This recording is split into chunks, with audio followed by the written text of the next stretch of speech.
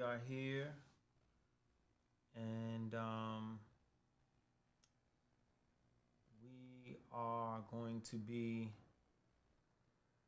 updating the design of Melologic. So, if you're interested in seeing how a creative technologist, how I solve visual problems uh, with the skill set of a computer programmer, but with the grace of a visual designer, then you're in the right place. All right. So, so what we have here, let's see. I don't know. I don't know how long this is gonna take, but I'm gonna really try to move through it. Got some thoughts in mind. So, all right, let's go. So I'm opening up. Let's see, Visual Studio. Let's see. Okay. And we want to open up the repo. So we got some code here. Let's run it.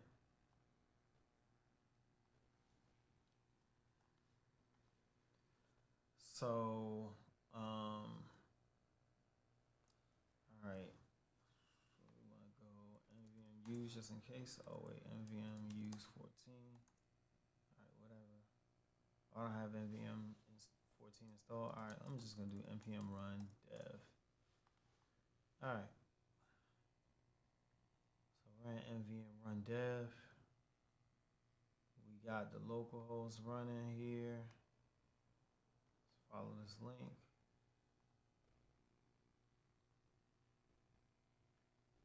And so what we have here is the design, new design for Melologic, which is great. And I just want to tweak it a little bit. I want to add flexbox grid to this so that I can get the layout a little cleaner. Because right now it just kind of feels like it's a little all over the place. So I'm gonna try to like bring it together a little bit more, line stuff up, so on and so forth.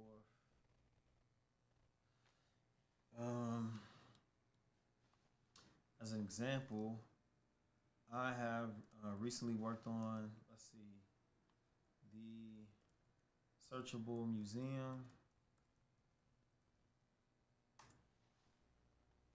which is the new site for the Black Smithsonian, officially known as the National Museum of African American History and Culture.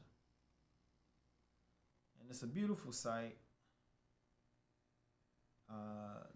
The aesthetics were primarily put together by a company called Fantasy Interactive, and then I, as a developer, worked with a team at Fearless Solutions, and we breathed life into the UI Figma designs. So we constructed the code, the HTML, the CSS, and the JavaScript, utilizing different frameworks, but we wanted to be very clean and organized, respectful of the grid layout, you know, the grid concept and graphic design, and all of that. So this is one site example. Skip. So as you can see, we have a nice gridded layout here, where we're clear with the headings, and there's a lot of space around them. Left justified, one column here, then we have 2 column grid here, and we have equal fairly equal amounts of space in the gutters. And then we follow the grid respective here, right? Left column, right column. Everything's very lined up and organized. And so another website is my very own website. My very own website called averygoodidea.com, where I try to demonstrate the concept of the grid. So you can see that there are 12 bars in the background. 1, 2, 3, 4, 5, 6, 7, 8, 9, 10, 11, 12. And that is respective of the 12 column grid that is typically followed with very aesthetically pleasing designs, whether it be user interfaces, whether it be books, magazines, billboards, anywhere where you're dealing with four corners and you want to communicate within those four corners, right? That's called a 12 column grid. So you can see that within the 12 column grid, when you place items within the guidelines of the columns, that's how you can come up with a layout. It's called layout balance. So you don't have stuff all like jammed up over on this side or jammed up over on here. This is how you lay things out. So anyway, I want to take this design, and right now it's not really following the whole 12 column grid approach. So I'm going to go ahead and hop in here and add that. All right. So first, when I think about some of this stuff, I'm gonna first try to draw it out.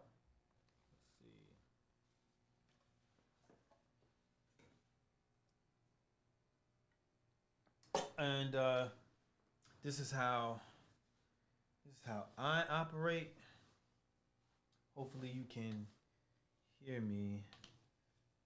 Matter of fact, let me put this other mic on.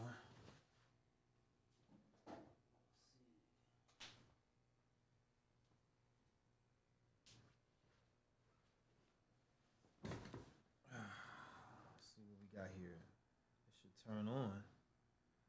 There we go. So turn this up. Okay. All right. Okay. So looks like we got this mic going, and with this mic, now I can kind of, let me show you the mic. See, this mic right here, it's a Rode wireless mic. Let me get this adjusted. So, all right. Now got that there. Matter of fact, let me put it down here. Oh, that's kind of sloppy. Put this back up here. And then, let's see. Let's check in for the wind protector, which I have somewhere. What is that wind protector? I can't find. Oh, got it. Got it. So, okay. Put that on. This is the wind protector here. See that there? Yeah. That's the wind protector. Okay. So, make sure we do that. Yep, showed you there. And I got the wireless mic here. Let me put this wind protector on. So I'm putting this wind protector on here. One moment. All right. So I should protect from a bunch of muffles and all of that. Let's see. Wow, the wind protector almost feels like it's giving it some weight, which is not what I want.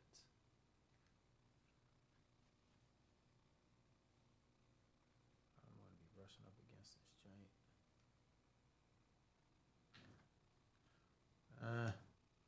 Put this. Hold up.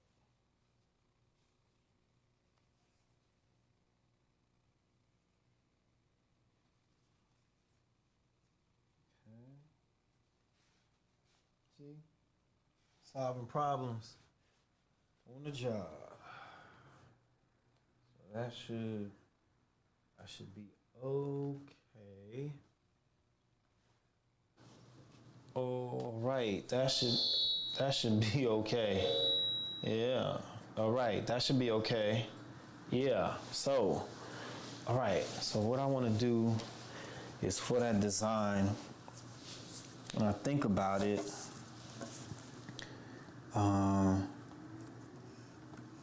trying to clean it up a little bit. So, okay. So if this is the home page, and I kind of want to, let's see, we know we got a header here, and we have the navigation. Okay, up here, then we want to just start cutting stuff up. So I go 1, then I probably want to do 2, 3. So I want to do, let's see, I have, what we have here, take charge, the melanin, so know the menu area is up here, then we know the login stuff is up here, then we have text here, button here, and then we have video here. So, see that right there? It's a little dark. Let me open this up.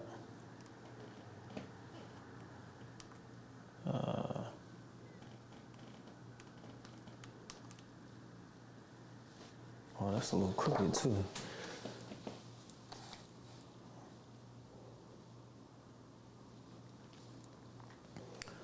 Right.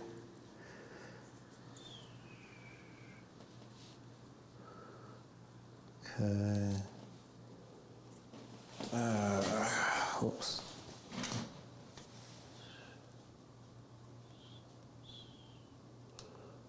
Let me change this out. Program mode.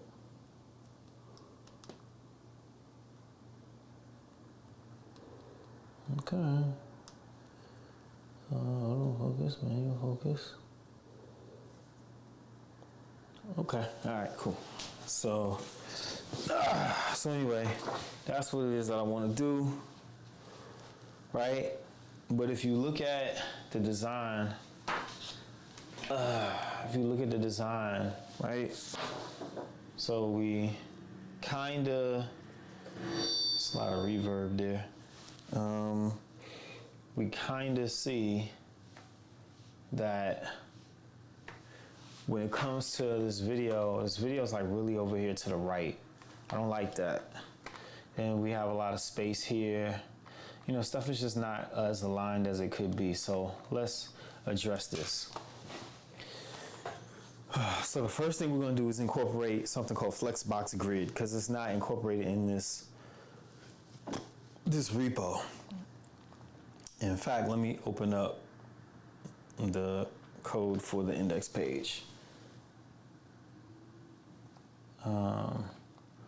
Let's see, if we go down in here to inspect and then look, we see a bunch of divs, which is cool.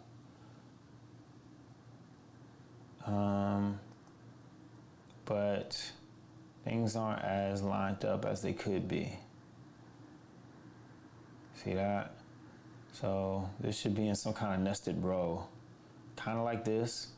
But look at how the video to the right, look at how the video to the right over here breaks out of the box. That's why the video is not aligned visually, like it looks visually off and so close to the edge. So we need to take care of this. So what we're going to do is incorporate Flexbox Grid. Flexbox Grid is a collection of CSS classes that allow you to use row column paradigm. Let's see here, what are we doing? Okay, so anyway, okay, all right, so we're opening up this repo. Where the rest of this, where the rest of the files? Come on, man. See, sometimes this doggone, close this.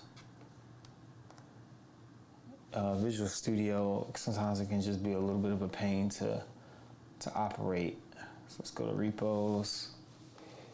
Olive Indium, that's the name of my repo. It's just a code name.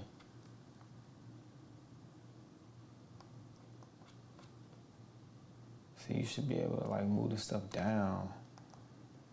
But it's acting as if no other files are in here, but there's plenty of files in here. Why is it doing that? Yeah, Olive Indium. Where are the rest of the files?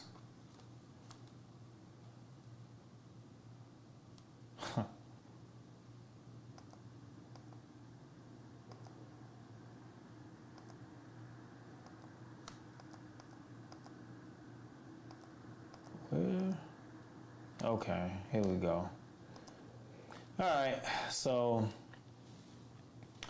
what we have here is a collection of components, and these components is actually built by Next.js. My developer, he authored this repo, and while I could have written this code, you can't do everything all at the same time, and as an entrepreneur, I have to be able to delegate tasks that other people can do so that I can focus on the tasks that only I can do.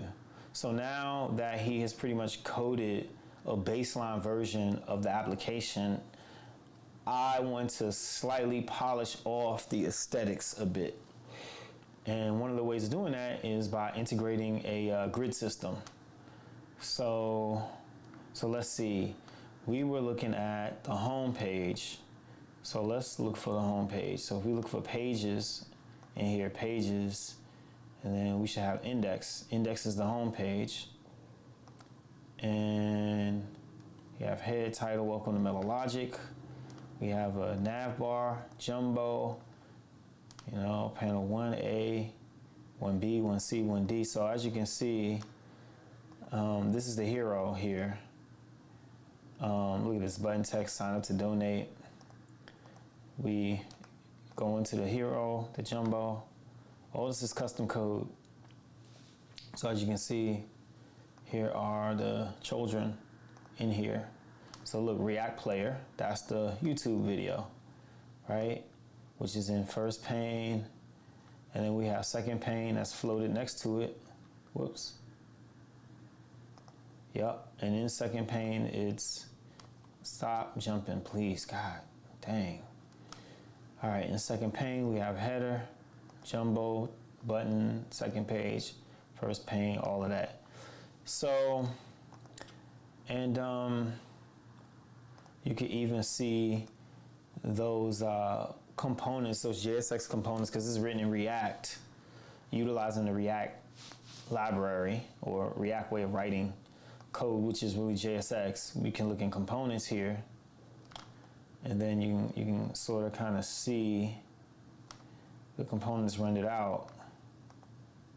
So within the index page, which is identified as a component, you see Jumbo right here, panel 1, right? So look down here, panel 1, Jumbo, panel 1, panel B is lower than that, so on and so forth. So hopefully that gives you a bit of an idea of how this is structured. Of course, this is the React Web Inspector over here. This is the browser web inspector.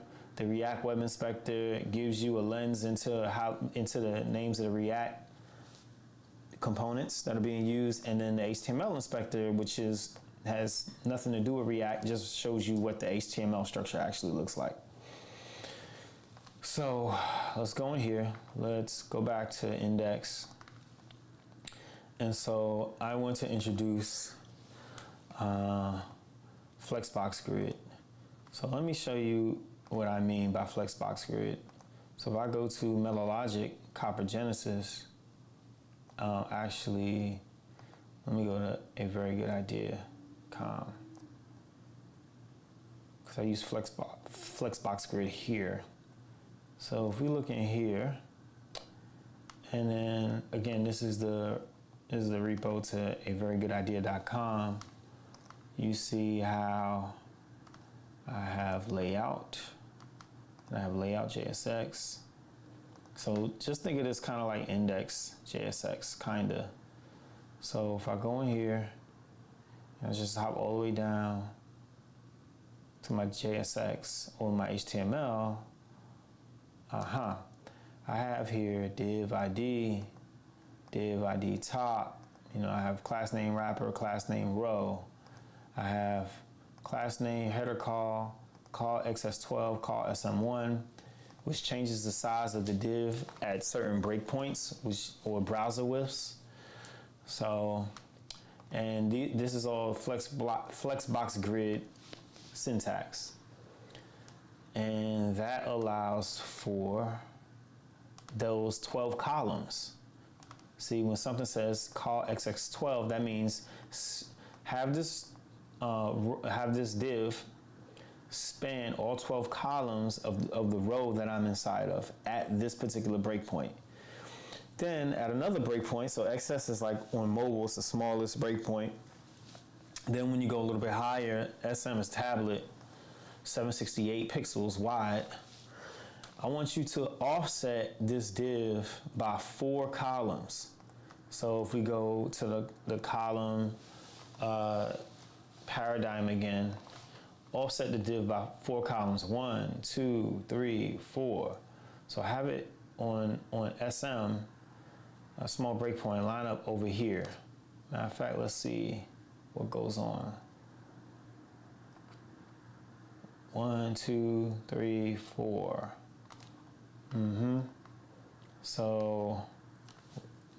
So we go to, oh, where'd that go? Where'd that code go? Oh, over here. Yeah, so, okay, so this is about call access in the content column, content offset 4, and then call SM6. So, and this is the content call. So we go to here, go to inspect, do a find for content call, hit enter, there you go. So as you can see, this there's a div here that starts at 1, 2, 3, 4, and then it's over here. It's supposed to span 6 columns. 1, 2, 3, 4, 5, 6. And so it does. However, the reason why it seems a little off is because, yeah, there it is. It's centered. Look at that. So, whoops. Let's see. So we have the row is centered one column into the left and one column into the right. So it's offset a little bit, which is cool. So then we say, okay, now for this item, this element inside of the row, offset it 4 columns. 1, 2, 3, 4, which means it starts at column 5. And then have it span 6 columns. 1, 2, 3, 4, 5, 6. That it does. 4 plus 6 is 10, right? Which leaves in a 12 column space, it leaves 2 remaining columns to be filled. We have one over here on the left and one over here on the right. So that is how this is centered. Pretty sure that made sense. If not, get in contact with me. Do my best to try to explain it again. So where does this code go? It's over here. So as you can see, we have call XS, call SM, offset 4, call SM 6, different calls in here. And so we see it there, but if we look into our Olive Indian repo, we don't see any call stuff in here. So how do we put that in here? Well, it is coming from Flexbox Grid, and I have Flexbox Grid in this repo located at right here. Flexboxgrid.scss. So we come up in here, it's a whole bunch of stuff, a whole bunch of classes. And Flexbox Grid comes from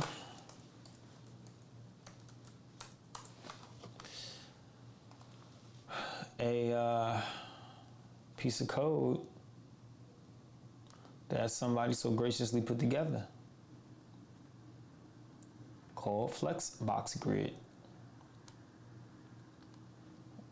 which is using the CSS rule of Flexbox,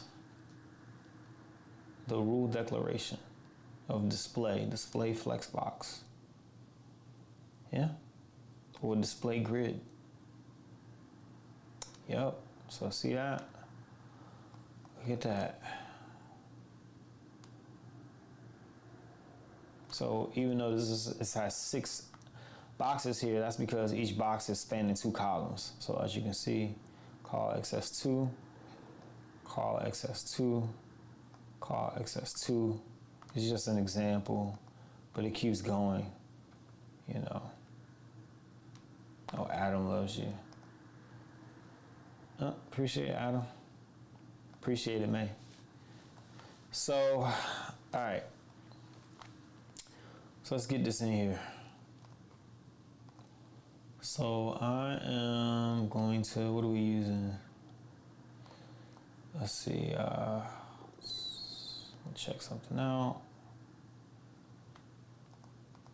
Let's see, navbar module, CSS, So, going to go, so I see what's going on here.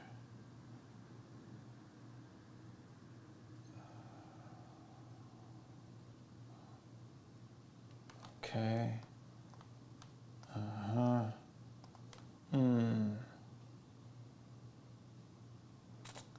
see. So how do we want to do this?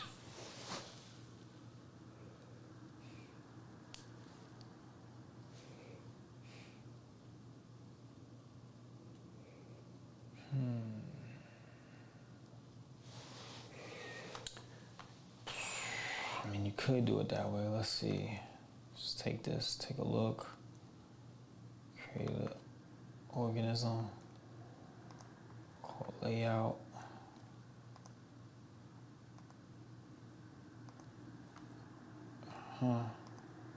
Layouts. So, right, so we know it's Gatsby config, go to SaaS, Gatsby plugin SaaS, import main SaaS. So let's go to, okay, next has a config. Let's see. Okay.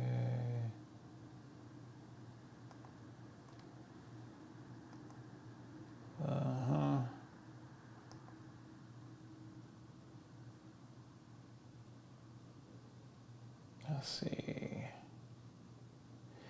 Not too worried about that stuff.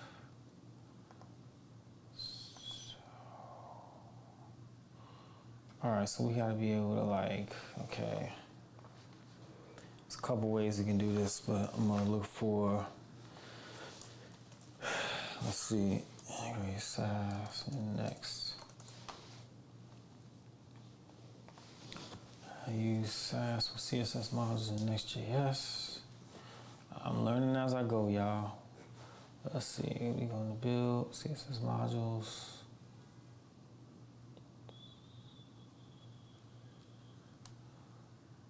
Oh wait, no, I don't really care about CSS modules, but I do care about just integrating SaaS. That'll make it easier.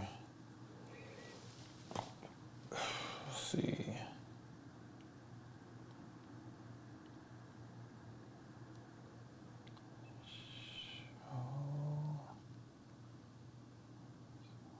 Oh, yep, I get that.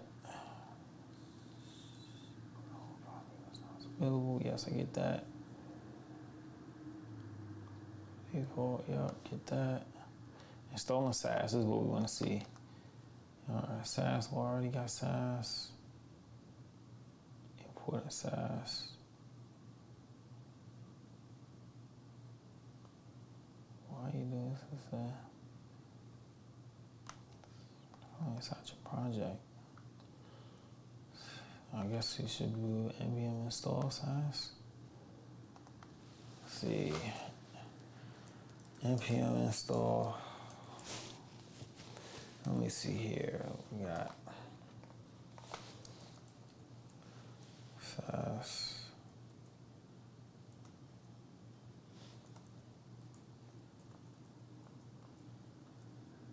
It has to be plugins. Okay, So, oh wait.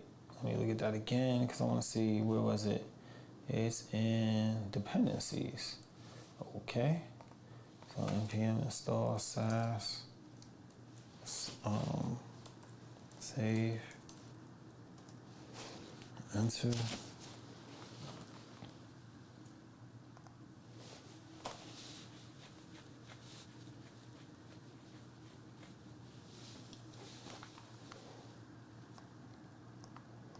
Okay, so now we should have SaaS installed here as a dependency. There it is. SaaS. Okay, so have we done that? Port SaaS. The page is actually broken. Failed to compile. All right, SaaS. Let's fix this. Rename the file. Right, you gotta rename it. SaaS. The page goes. Let's see what our next site is. Loading and it's back in action. Back ready for action. But how's this? I mean, you.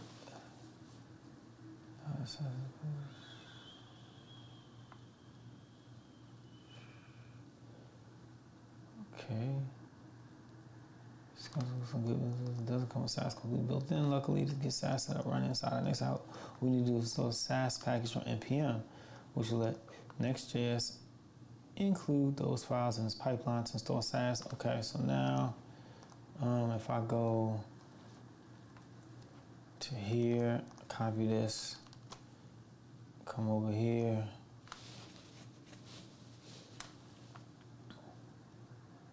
and I'm just gonna example, I'm going to go see.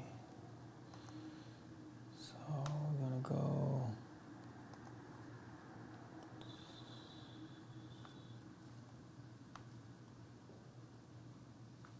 Okay.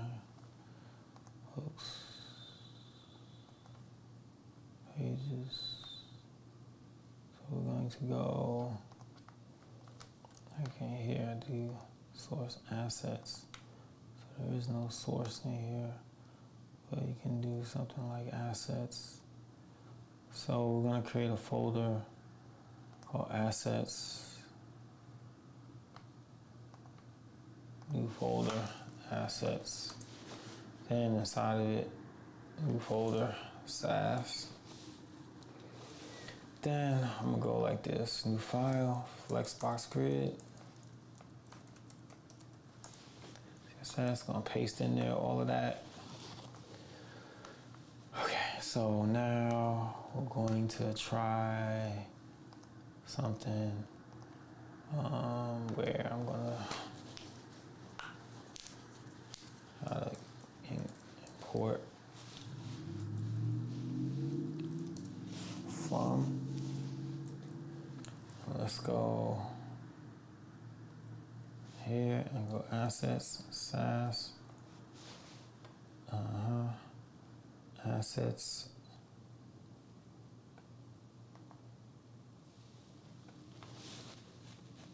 That's data. Move. Okay. So now we have assets up here, right? So we should pick it up.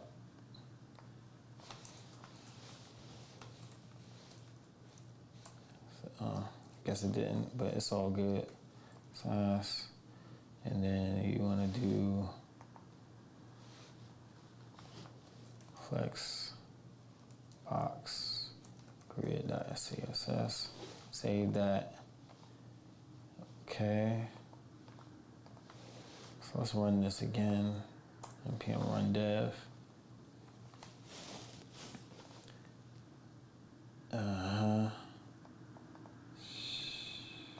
So let's see. Now I know that I did not import it into an object, and I'm fine with that. Cause let's see. You don't really care. It doesn't have to be a module. So, cause if you go to my code here and go down to layout,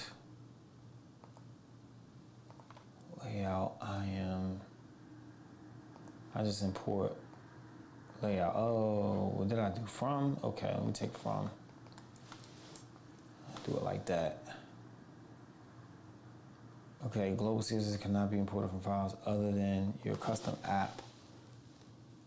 Oh, okay. Hold on. Error. Global CSS cannot be imported from files other than your custom app. Please move all global imports to pages_app.js or convert the import to component level CSS modules to app_JS. Okay, it needs to go in pages. Okay. Let's just try this. Pages, assets. So we'll just do this. Pages, assets. Okay. Global CSS cannot be imported from files other than your custom app. Move all global CSS imports to pages_app.js. We'll convert them to component level CSS modules.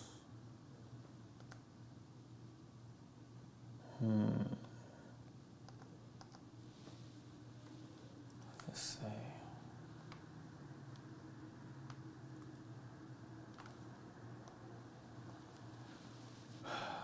Global CSS must be in your custom app. An attempt to import global CSS from a file other than pages_app.js was made. Global CSS cannot be used in files other than your custom app due to its side effects and ordering problems. Possible ways to fix this: avoid conflicts, relocate all first-party global CSS imports to pages_app.js. We'll update the component to use IK, local CSS component level CSS via CSS modules. This is the preferred approach. Consider the style sheet's name.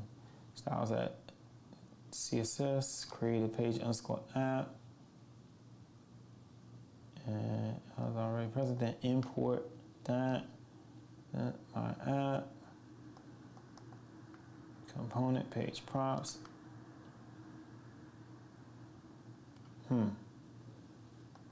Okay.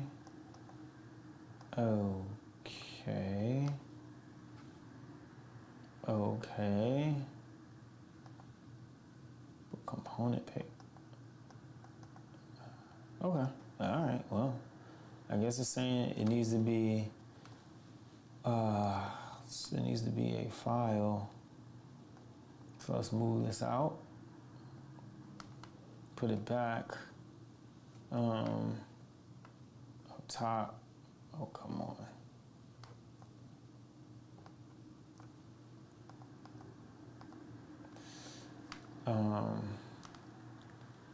Take assets, pull it out, move, and then, okay, so assets on top level, then come into pages, create a new file, call it oh wait, there is an _app.js, okay, so come in here,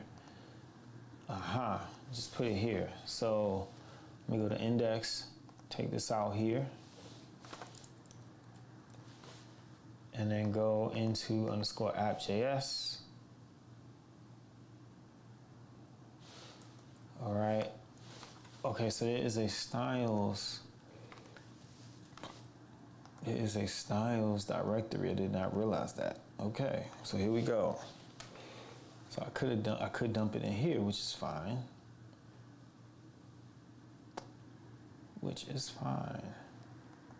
So we're gonna move it. Move assets, take this. If we wanted to, honestly, we can just kind of like make it, let's see, because it doesn't actually have any sass inside of it, it's just CSS. I can like change this, rename it to CSS, and then do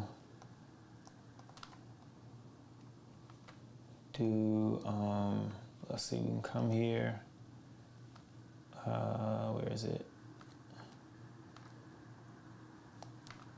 It was _app.js, go here, do that, take that, put styles,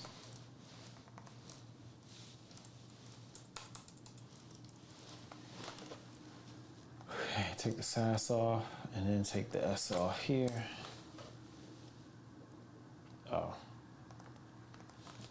Put that. Okay, saying it's completed successfully. So is this page gonna render? Let's see, host 8,000, whoops, we'll host 3,000. What?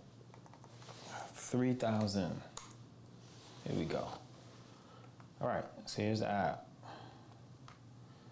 And it's loading. YouTube, there it is. So the app did not break, it loaded. And if I go, let's go inspect. Header. So let's see. If we do a search for like call XS, there it is. That's all the code from what it is we just put in, because it didn't exist before in the site, but it's there now.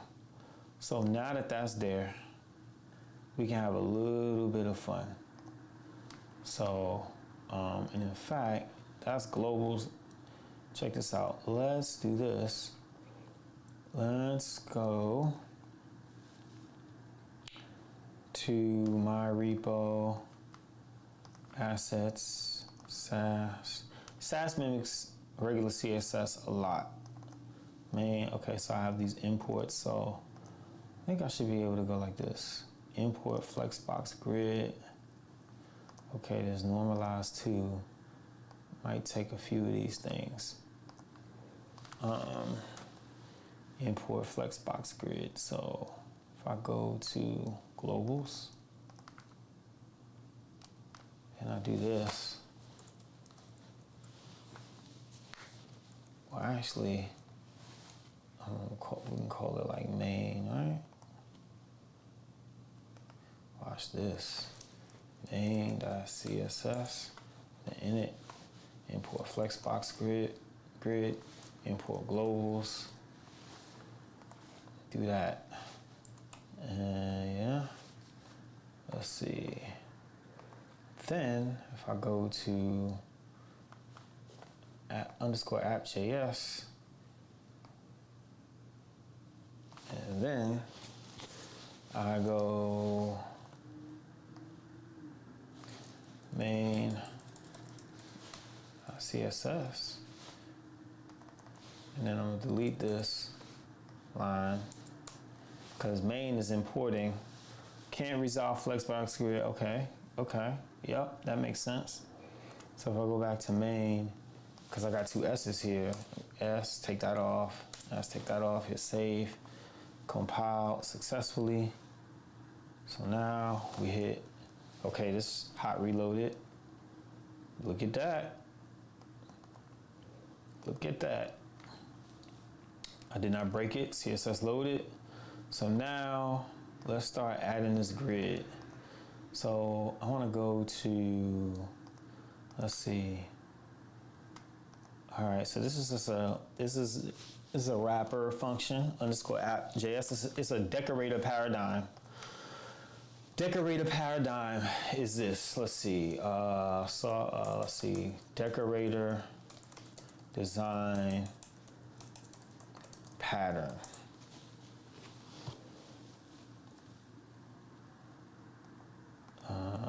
Okay.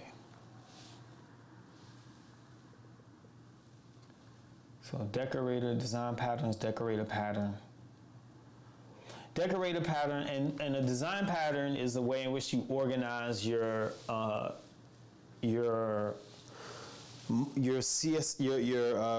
classes, the way in which you write your commands in any programming language. Your design pattern is how you organize it for reusability. So decorator design pattern allows the user to add new functionality to an existing object without altering its structure. This type of design pattern comes under structural pattern, as this pattern acts as a wrapper to existing class or existing classes, or to an existing class. This pattern creates a decorator class which wraps the original class and provides additional functionality, keeping class methods signature intact. So think about like putting clothing on or wrapping a gift, right? So a decorator pattern is taking, let's say this is component, right? So component is all of the guts of your application. And then the way Next.js works is that you can add additional functionality to your that affects your entire application, not by going through all the nooks and crannies of the specific parts, the inner workings of your application, but taking your entire application and then putting a shirt over it, if that makes sense, right? Or putting wrapping paper over it. So what's happening here is that my app, right? So function my app, which passes in component and page props. Component is already being passed in from the Next.js engine. So it drops component in, and now component is being wrapped by something called home context.provider, and also another tag that says provider, which adds, again, additional functionality. But what we care about is the fact that now the app is within scope of main.css. And main.css, if we navigate to main.css, which is here, as you can see, it imports Flexbox Grid and then globals. And then if we go to globals, I didn't touch this. This is what my developer did. He has his commands in here, which is beautiful, beautiful stuff. And then I have Flexbox Grid, which I just pulled in. So now we just extended the functionality of the application, or extended the CSS. And let's prove that. So the way Flexbox Grid works is fairly simple. So I'm going to navigate to the home page, right, which is here, index.js. So what we have here, mind you, all home pages on a website start with index.html. Index.js is just the Next.js way of in declaring that when the Next.js application renders, it's going to render out an index.html file based on this index.js file. So in the end, this will be an index.html file. So now that we're here, let's start adding some modifying the layout. Yeah.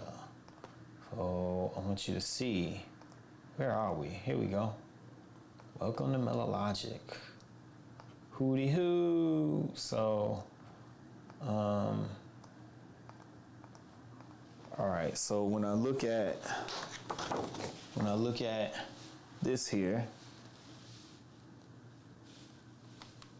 right? When I look at my layout here, I'm going to create first and foremost, I think I might do a wrapper container.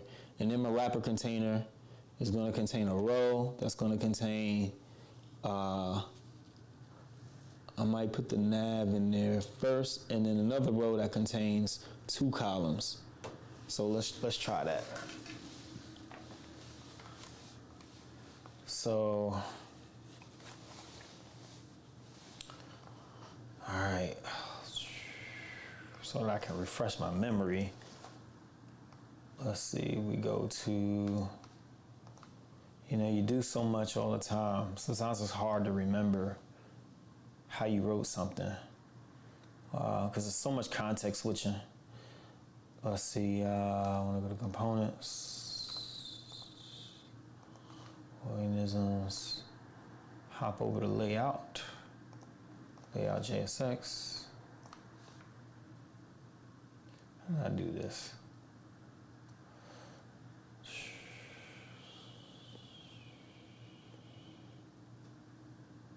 Okay, I created a wrapper, and that's cool. Wrapper's cool.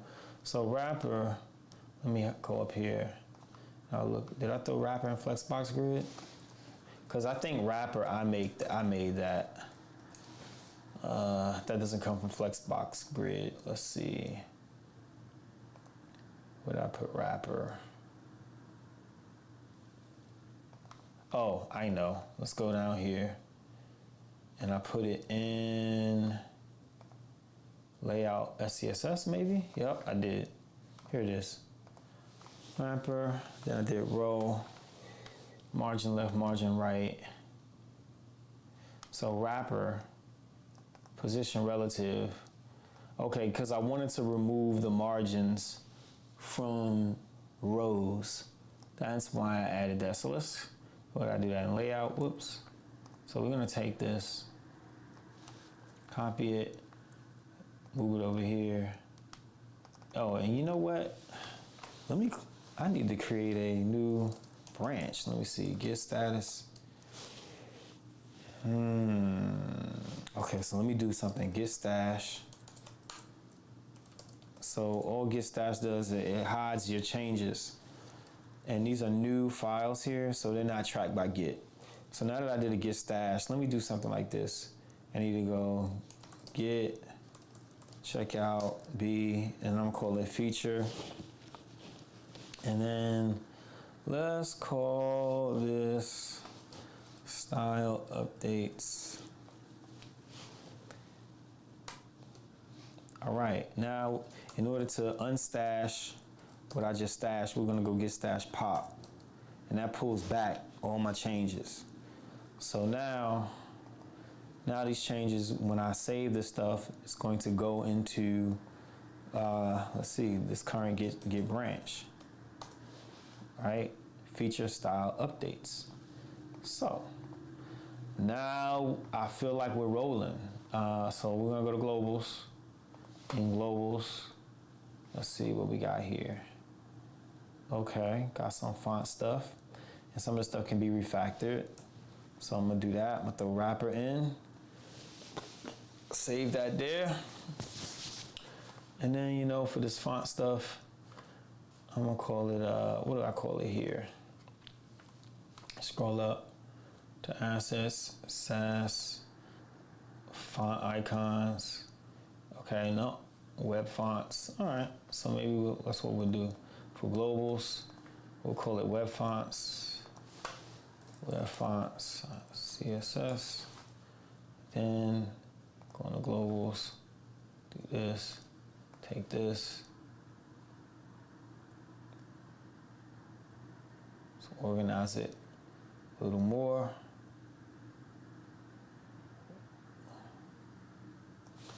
Copy, cut that out, save that, go into web fonts, paste that in.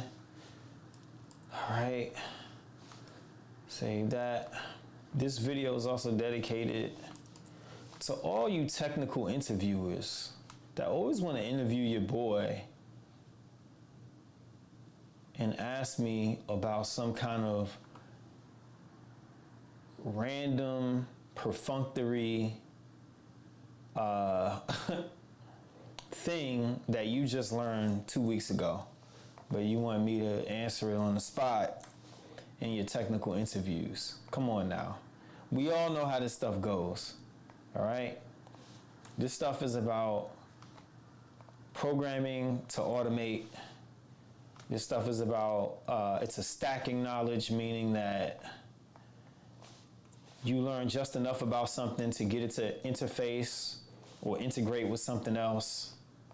And you learn as you go, and technology is constantly changing. Really what you should be testing for is someone's ability to learn, not someone's ability to answer a question in a way in which that you are satisfied. Because one does not necessarily mean the other. Because quite frankly, many of you technical interviewers can learn from the people in which you're interviewing, even the people who don't have as much experience as you do, perceived experience. We're all learning. We're all learning. Take it easy. Calm down. But I know you don't want to be at fault for hiring the wrong person. But see, that's why there's so much homogeny in tech, because people hire people that are like them. And then you end up with racist algorithms. So anyway, I know I'm veering off. Let me keep it cracking. So I just organized webfonts.css, and then now I took it out of globals, which is good. And so now I'm gonna go to main, and then now let's import web fonts. In fact, I'm not even gonna import, I want you to see what this looks like. So we can see it regress, and then I'm gonna fix it, right? So if I go to hit refresh here, the fonts should change. Look at that. Look at that. Would you look at that? Because I removed the fonts from the globals.css, but now let's put it back into the system, but it's not going to be in globals. We're going to import it right here, right? Then we're going to go web fonts.css, hit refresh, and woo, look at that. It's like magic. Yep. Now we got the fonts back. So, all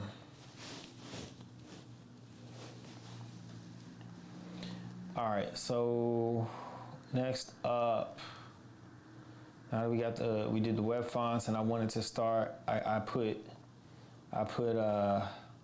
wrapper in here, Yup. And all the red means in the IDE is that a change occurred.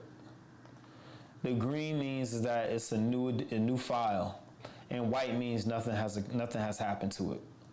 So it's untouched. So if we go to, let's see, where was I? I was, okay, we can close web fonts. We can close main, close Flexbox grid. So now we want to move to index, wherever it was. Here, oh no, close navbar for now. And we go here to index. Okay. All right, so now let's do this. Okay, I see he has the blank tag, which is cool. You can also use fragment. You got that, yeah, that's cool, that's fine. Let's see, does he have, I don't see multiple. See, the way in which JSX works is that you can only have, it can only return a single node. You can't have multiple nodes. So usually though, when a node is empty like this, it's empty like this because when this renders out in HTML, there won't be any tag. Like let's say you wanted the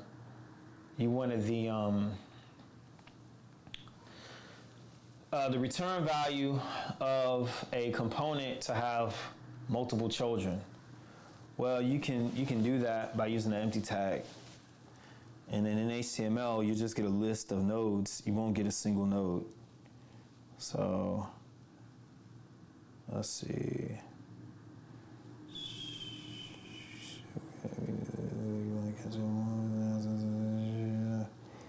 Wednesday's cool. All right, and then just go to the next load. All right, welcome back. Yep. All right.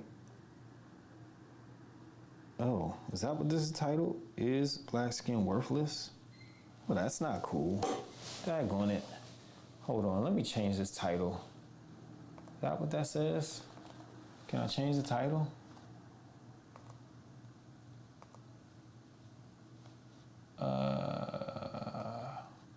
Nope, I can't change the title now. Well, I'm gonna have to change that title when I'm done. Pretty sure I can do that. Hate it when that happens. I'm also in the dark, is that right? Let me see.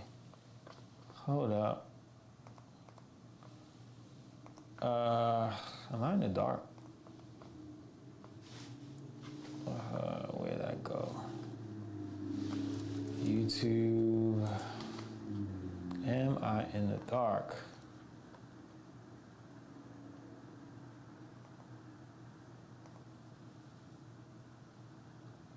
Please don't tell me that died. I don't think it would have because of streaming. Connect stream. Right, okay. Oh, I can edit it right here. Yeah, let me change this title, man. This is crazy. Let's see. Let's see. Let's see what we want. Refactoring the melologic.com design.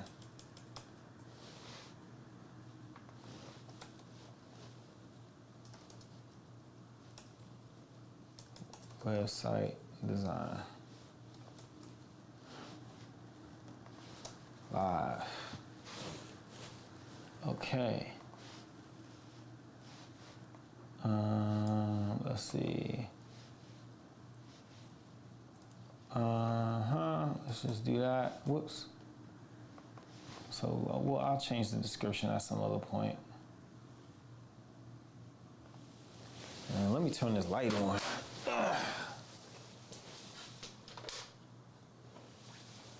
Okay. But I ain't gonna lie, that was comfortable, man.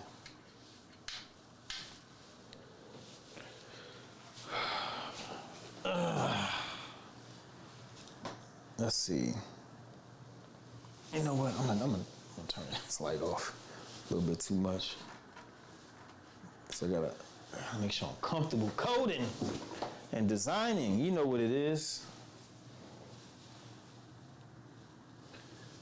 All right. That does look good though. Hold up, let me see. Let me see.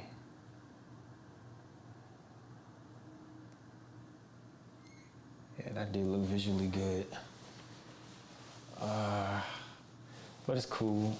I care more so about my eyes, man. So, all right. So now we are here. You okay? You started jogging? Okay. All right. Cool. You cool. So we are here. So let's just start doing stuff.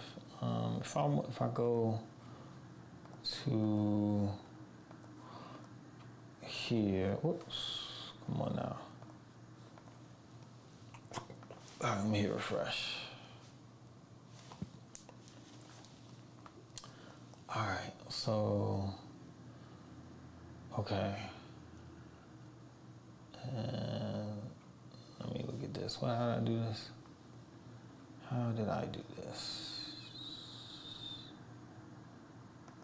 Okay, I must have just did that. Okay, all right, let's rock. So, all right. So let's do this. Div class wrapper.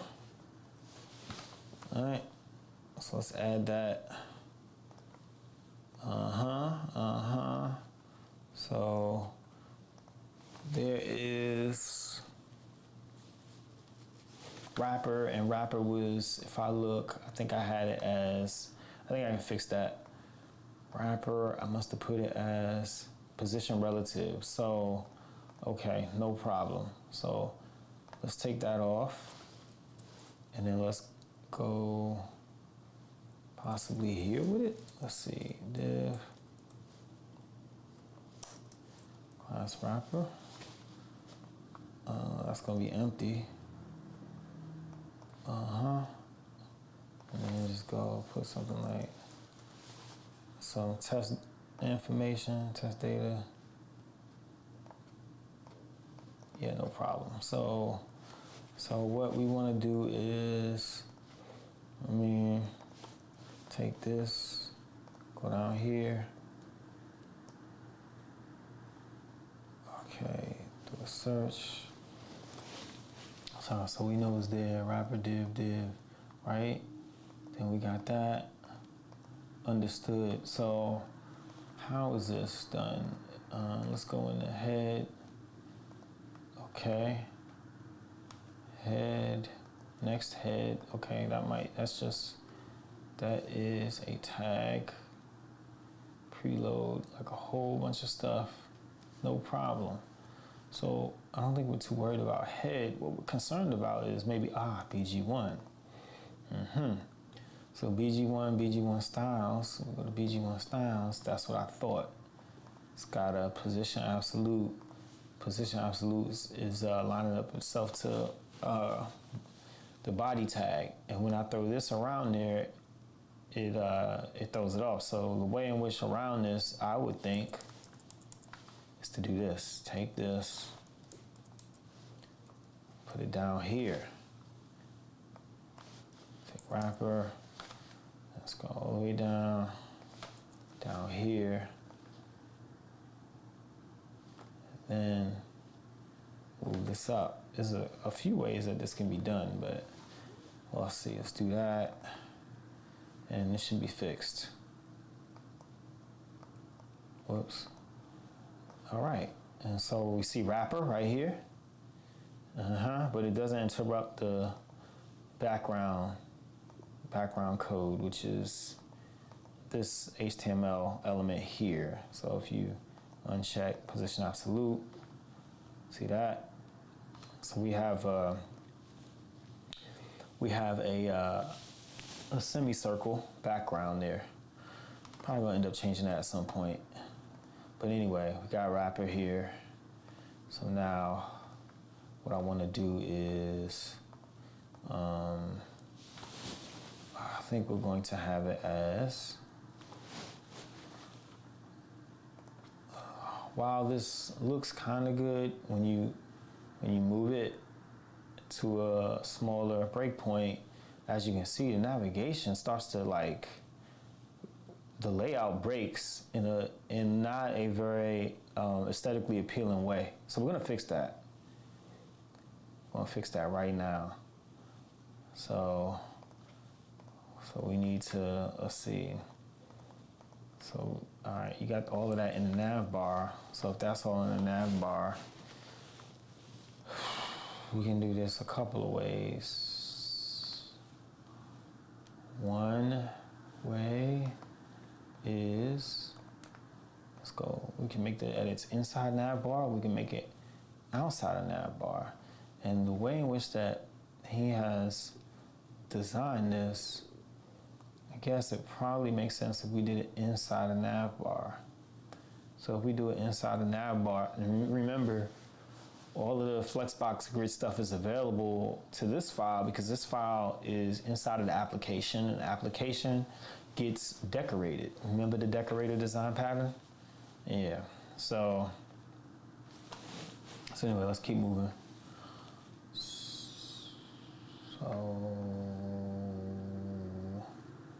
So what I'm gonna do is, we got the logo container. Push, okay, so it's the navigation right here. Really, that's the navigation. Menu container, button VX. All right, so I think the reason why he has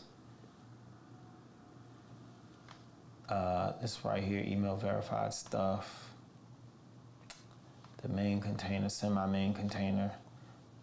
Wait, hold up.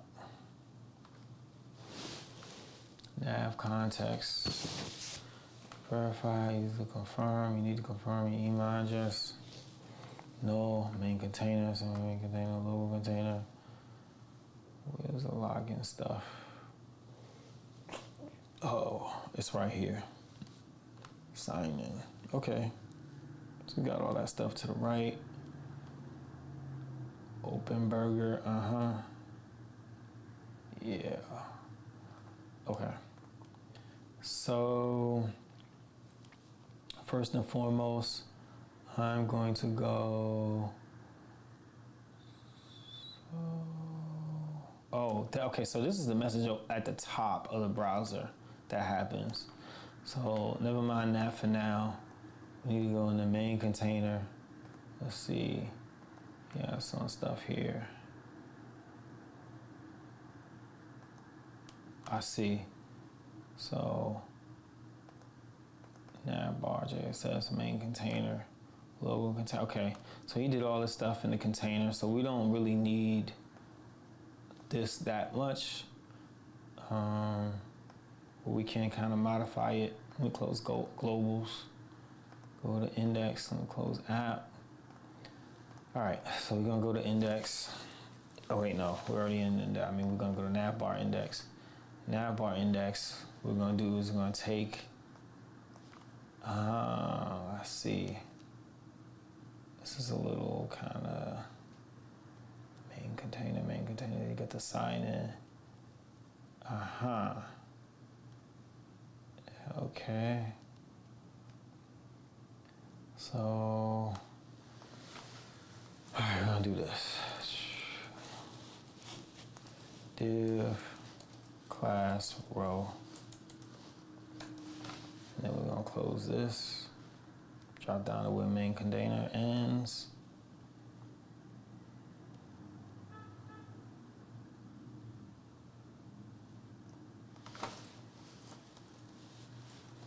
And then really this is nav, right? So we're gonna call it nav. It's a nav tag. Nav. I'm gonna do this data. Yeah, so that's what we do. We do nav.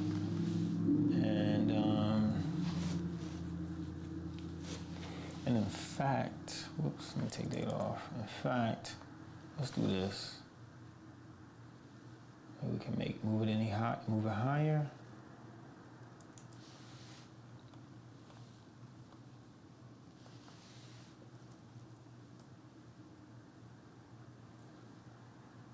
Actually, no.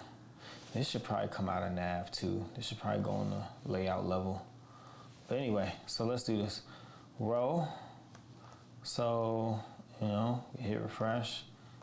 So we kind of threw that off a little bit, which is fine. We're gonna fix that.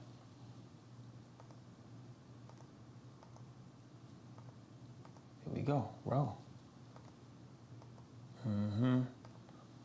Row, wrapper, position.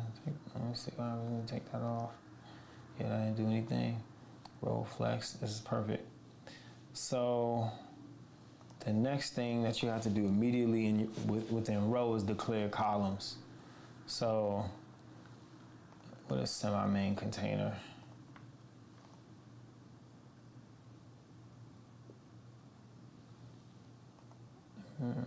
Semi-main container. Yeah, so I'm gonna just kind of rip some of this stuff out. Yeah, that's what I'm gonna do. So I'm gonna kind of comment that out.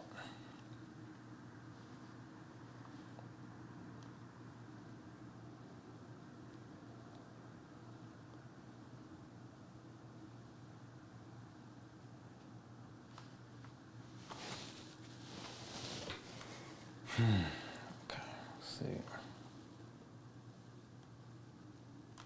Okay. All right, rip main container out, and then we're gonna rip semi container out.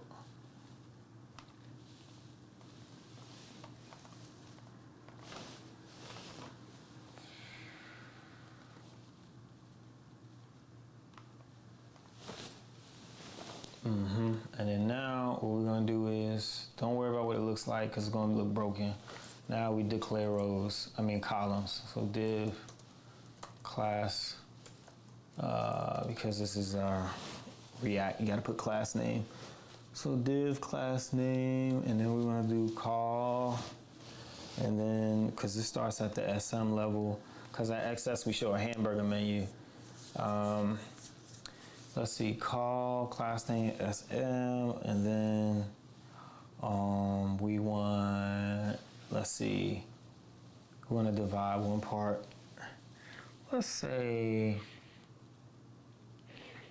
I don't know, 8. And then, local container.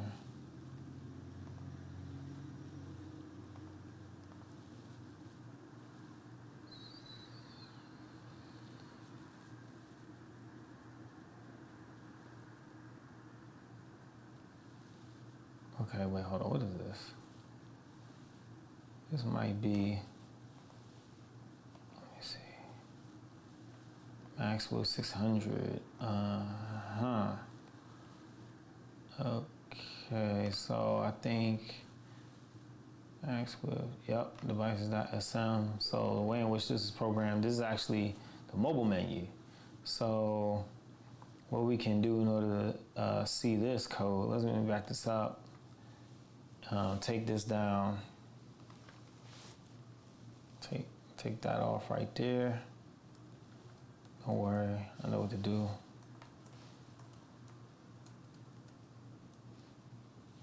So we actually have to hop down. Let's see, where is it? Main overlay, what about that? What is my logic? Okay, open burger.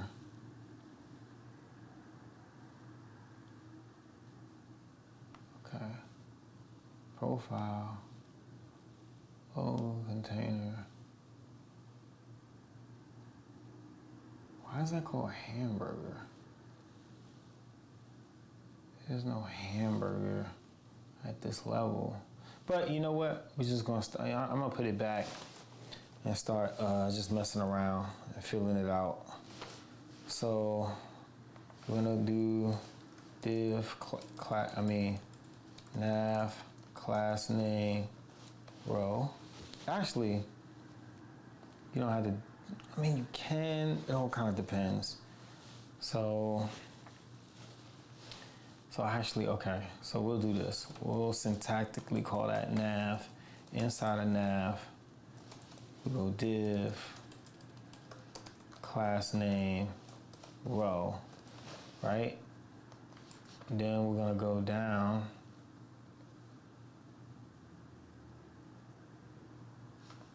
Yeah. Put this above so we can kind of see what's going on. Then we're gonna come down a little bit further.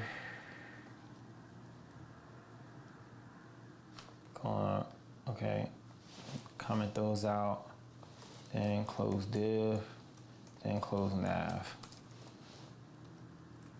right? And then, now that we got div and nav, right? And then you need, semi main. You want to do div class name call SM. I'm just gonna throw something out here, 6, because I don't know what's gonna happen here. I want to see what occurs. And this is coding, man. It's experimenting, so you can get to your solution in a reasonable amount of time.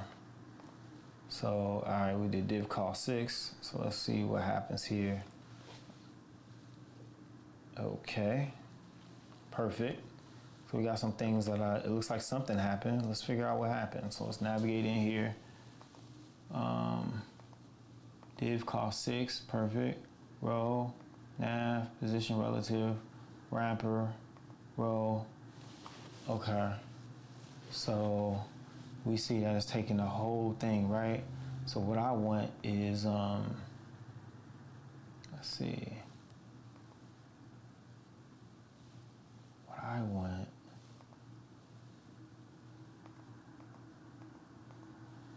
I want this to be centered. Yup. So how did I center it? How did I center? Center. Let me think.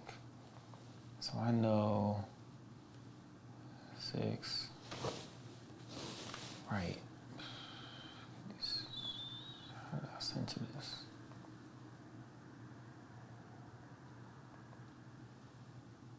It is kind of, let's see, let's keep going. Take call access 6. I'm gonna call access 12, see what happens there. Boom, boom. So, but then that must be set up to be right aligned. Call access 12. Row, wrapper. So, okay, so if I go down in here, let me see. So I put main, layout, where is that? Components, organisms, layout CSS. Do I have other places? I do not. So, how did I center that? I'm trying to remember. Whoops. Wrapper 12, so call 1, this is home. Okay, div ID home. Okay, so we go here, enter, okay, home, position relative, right. So, I see. So let me go to another site that I have. Let's go to the current metalogic that's up. Current metalogic that's up.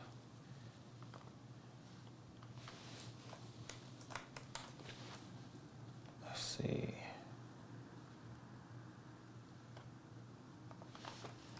What's going on? And of course, metalogic isn't loading for some reason. Perfect. Here it is. Okay. So, all right. So let's see if I go inspect. Oh, hero wrapper. So in this wrapper, I just give it a little bit of, I give it a max width and some padding. So let's do this. So let's go to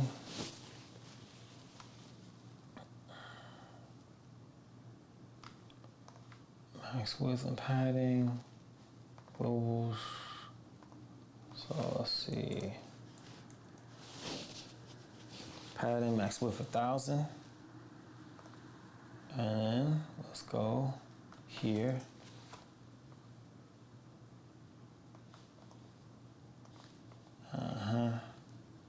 Wrapper max width 1,000. So let's see. Let's go margin, auto, like that. Okay. And let's make the max width a little bit bigger than that. So 100px. Oh, I like that. Let's get funky with it. So we want, see, that's how you gotta be patient and you have to have vision. You have to be patient, have vision, be willing to experiment. Sometimes things take a little bit longer than you would prefer. Let's see. But you know, the game is the game, man. The game is the game. Okay. Oh, let me do this. We're gonna do a margin, 0 top and bottom, auto left and right, and that's how you get a center. Get the center of the code, or center your layout. Look at that. Yeah, YouTube's loading in. It's just taking a little while. So, okay. Yeah, there's something like with this background. Let's see. It needs to be slightly, well, it's because of the bar. That's why. Okay. So anyway, we're trying to get this navigation lined up here. So let's look in here. So we have, right, we did call access 12, and then we also see that sign up is in here, and we don't want sign up in there. So, and if I just take that off, yep, that moves that. So I actually want sign up flush to the right. So let's do that. So I'm gonna call SM, and then we're gonna go 6. Actually, we're gonna do 8. And then global container, hamburger. Let me just see something. If I do this, that's there. Come here. Okay, yep, it rendered out, which tells me, let me make that like that. Okay. Yeah. So for whatever reason, this is called, hold on.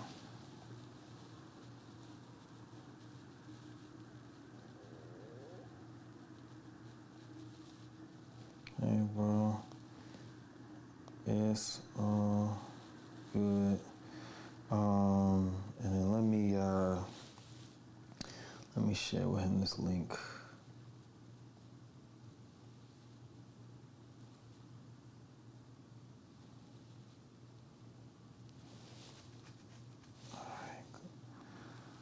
Okay, I guess it's not loading because I'm streaming.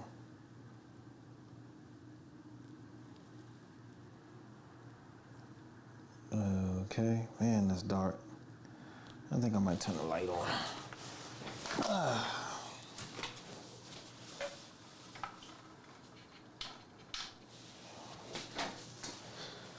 Okay, all right, got that light on. Oh, that's pretty dope. Okay.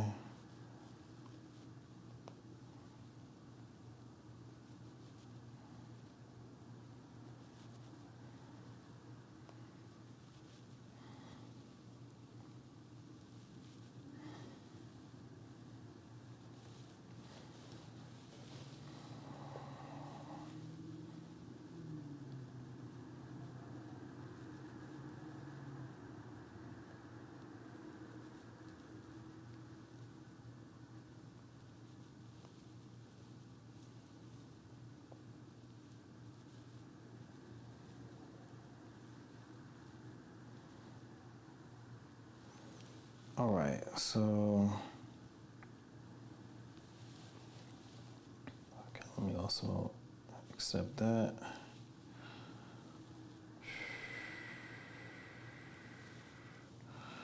All right, so anyway, what we got going on? Yeah. So, all right, so we know that this code is rendering for whatever reason. Okay, well, hamburger, that's just something that should render on mobile because it's referring to hamburger, so we don't have to worry about that now. So now I went to menu links, and remember we want to cut this thing in half. So, or somewhat half, 3/4.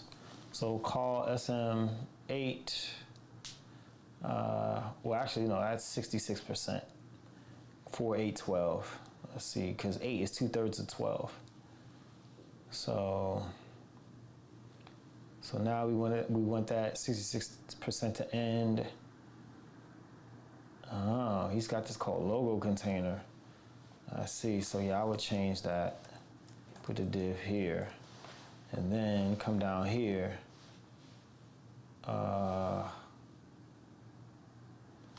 Let's see. Well, div, and then just do this. Div class name. Call SM4. So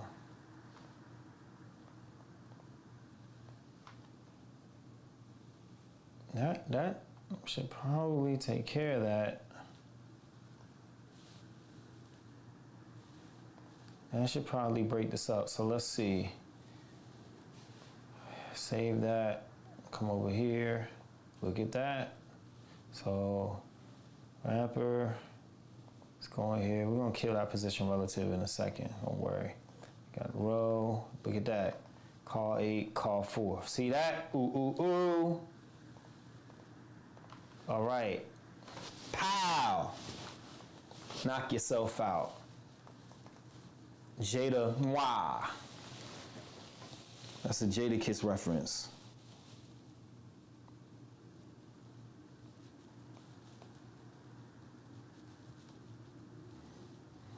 Cool. It may be easier for you to do that than do a Zoom right now with me.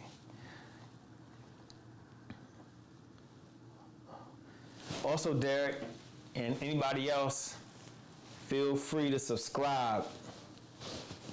Now, actually, feel free to add your email to mellowlogic.com. But if you want to subscribe, you can. Let's see.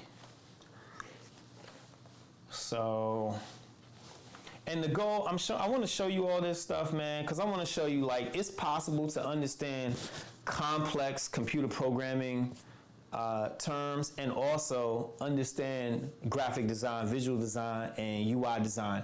I happen to have a penchant for both. There aren't many people that possess that skill set, but they do exist, and I'm one of them. And I really want you to see this because if you didn't see it, you wouldn't believe it, and I need y'all to believe.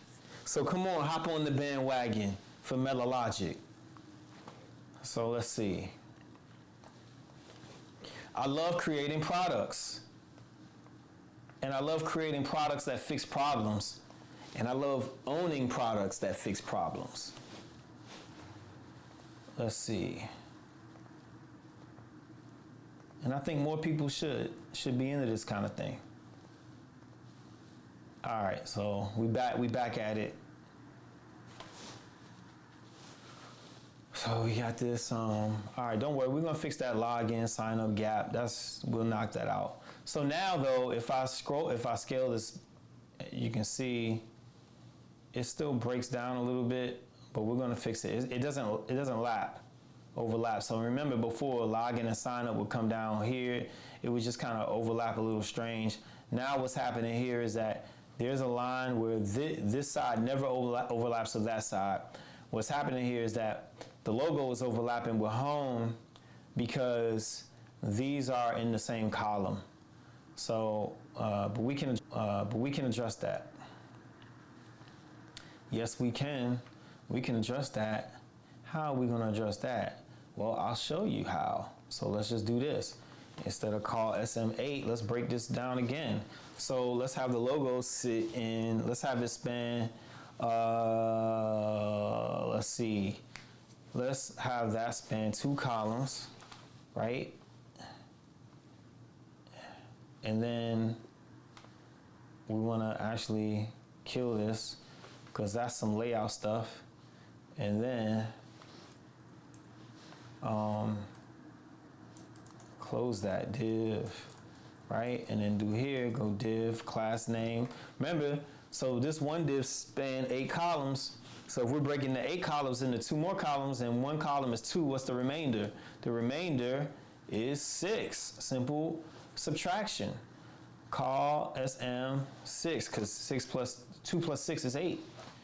So if we scroll down now, all I have to do is just take off the closing logo container tag like that. Hit save, and what do we have? Okay, see what this looks like.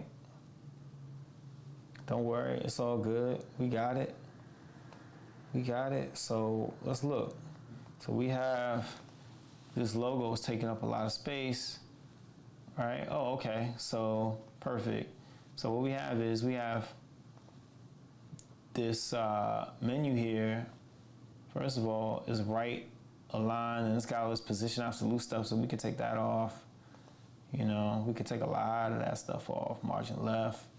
And for some reason, it seems to be somewhat right aligned. That's probably because it says display flex, but we're gonna take a lot of that off. So let's we probably got going a little further.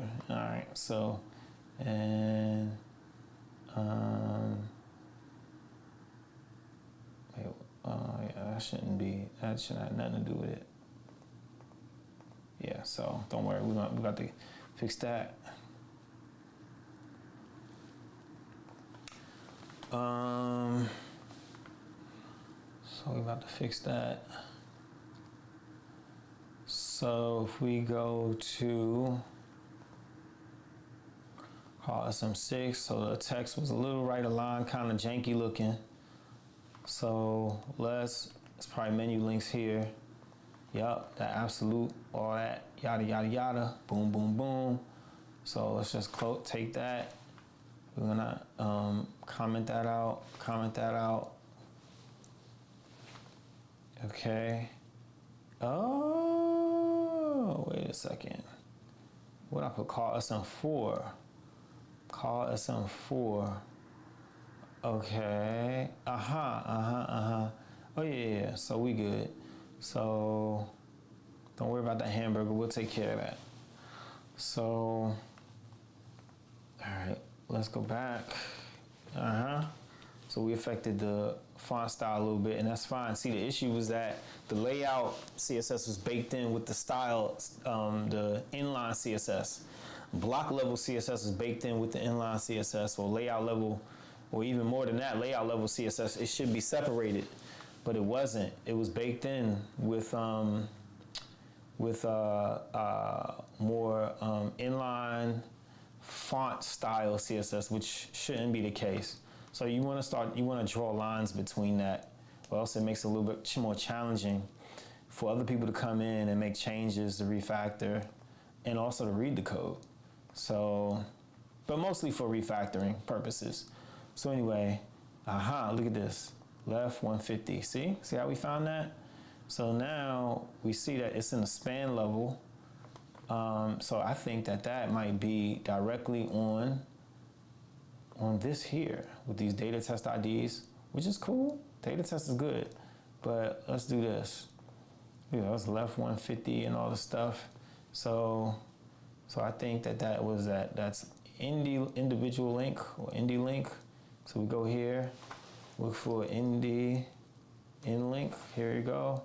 All right. So I see what's going on here, and it's cool. That's an interesting approach. But what I'm going to do is, rather than playing around tinkering with that CSS, I'm not going to do that. I see that all this is CSS, so I'm just going to take that out. Matter of fact, how about I just take this, and then we know it's home. What is Melologic? Resource Center, Black Dermatologist. So let's just do this. 1, 2, 3, 4. So home, we go about, and then it's like, what is Melologic? Then we want, because that's a bunch of code. This is, let's see, link X. Oh yeah, let me see link X. What is that? Okay, great. There's no styles attached to that.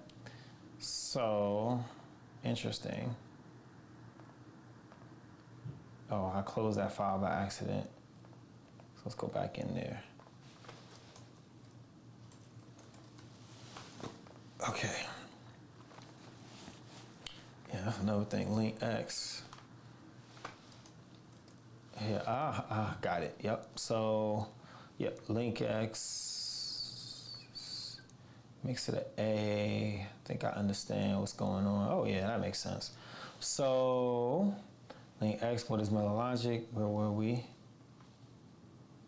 Oh, my files didn't save. My file didn't save when I closed it, so let's put that back. 1, 2, 3, 4. Okay. What is Melologic?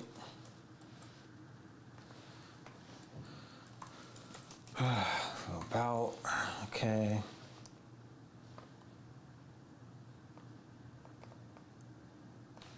So, save that here. Resource Center. I'm gonna keep that as link X. Don't worry, I'm gonna come back explain that. And then another one, oh, right here. Black dermatologist.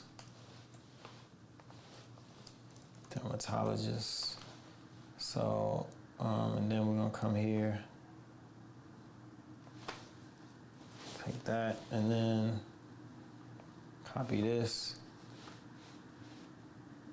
Let's comment this whole thing. Well, I guess because of that, let's go here. And then we're gonna come up in here. We'll put that block here. And I can't read comments right now, just to let y'all know I'm not doing that right now. So, but I'll get to that at some point. I'll read comments at some point in the future with another live stream of refactoring code for design, because design is very visual, so it helps for people to follow along what's happening. So link dermatologist. Okay, so right, take off individual link. Mind you, I've never programmed with Next.js before, or what we're using here for, I'm refactoring style components. Never done this before. The style components. Oh boy, here we go. All right. Where are we? Where was it? Okay, yeah, here. Style components, node package, right? It's my first time doing it. I went over it with my developer. And that's another thing, is that when you're coding, or when you're a software technologist, and you're you're innovative and whatnot, and you're an engineer, it's not necessarily about doing it the quote unquote your company's way per se. That's one aspect of it. But different companies, different organizations, different people, not everybody thinks the same. People think different. In fact, how technology is written by different people who think different. It's about being able to pick up on the different ways in which people do stuff. And again, I'm gonna repeat this. Sometimes the interviewee will show you a different way of doing something. You may not even have thought about it. And you can in turn show them the way in which that you do it. Instead of using the fact that they don't understand or know how you do it as a reason to disqualify them from your candidacy. I think that's a big problem. I think people make snap judgments in this career field because they're afraid of hiring the wrong person. So then they end up hiring people who they think are right, who end up just leaving 2 months later. Let's see. Whereas when you invest in people and they grow, they're more loyal. Let's see. And that's just the right thing to do. Let's see. That's why I'm proud to say that I built a career without having to go to the West Coast and brown nose, and not that people who go out to the West Coast all the time do that, but I'm just glad that I never had to do that. Thank goodness. And I've had my share of rejection, of getting to the top of things and people passing on me and not telling me why. I've had that. I believe I know why, and I think y'all listening know why. But it's all good. It's all gravy because we still gonna make it, baby. So, all right, what I did was I removed link X, and then I'm calling it link. And here's why. Link X comes from, let's follow the path.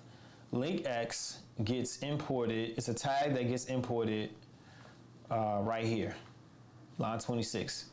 And it comes from this file, .navbar.styles, which is .navbar.styles.js. You don't have to put .js. You don't have to put the file extension many times when it comes to JSX. JSX imports can assume both JS and JSX as the file extension. Anyway, let's go into navbar.styles.js. It includes this package called style components, which gets rendered out into an object called styled. And so styled, what it does is it has these properties on the object that correspond to HTML properties, or HTML elements rather, not properties, elements. So think about style as the object and then the HTML tag as the property, like div, right? So what we were looking at link X equals style.a. So this maps over to the anchor tag. Therefore, the styled object knows that when the Node.js compiler hits the line of, let's see, where were we?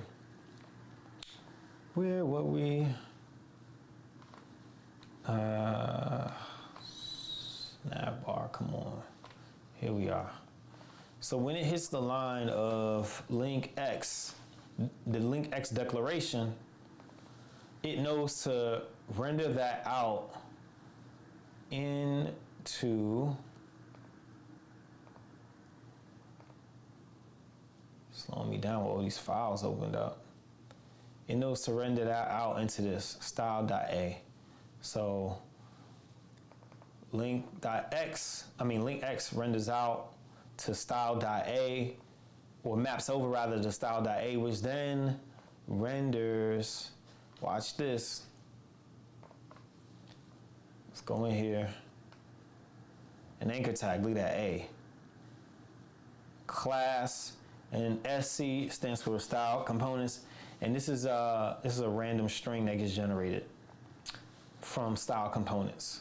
So it knows to attach the class, and then that class corresponds to the CSS declaration that occurs within the backtick here. And backtick is a string that can take carriage returns, as you can see, or new lines. So it's just another way of writing CSS, but it's not the only way of writing CSS or cascading style sheets. So anyway, that's what link X does, but we don't want link X for all of these. We want to use link, not link X. And so this is link from next link. So what that allows for is for React router to be used, or reach router, whatever router is baked into next. And what reach router or React router allows for is for single page application navigation that updates the browser address bar, but without doing a full page reload.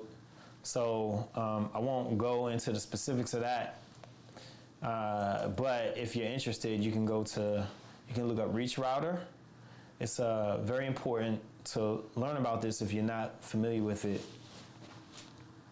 Yeah, the reason why this is taking long to load is because I'm live streaming, I think.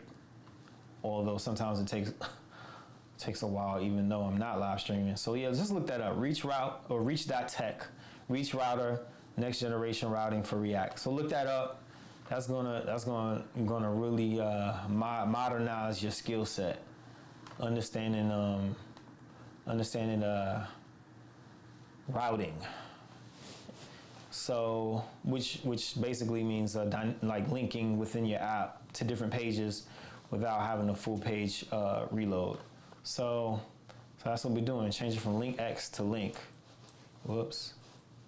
But we're going to keep this one as link X because this actually goes out to a whole different website, resource.melologic.com, which is a subdomain of Melologic.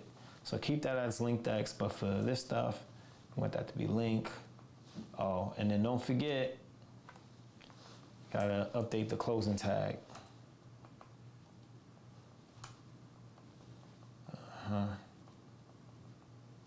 Hit save. Uh-oh, unexpected token 152. Oh. Okay. All right. Oh, because that's empty. So if I do this,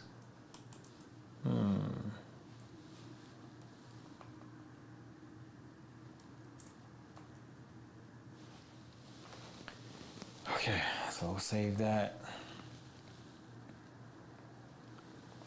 Okay, hit that.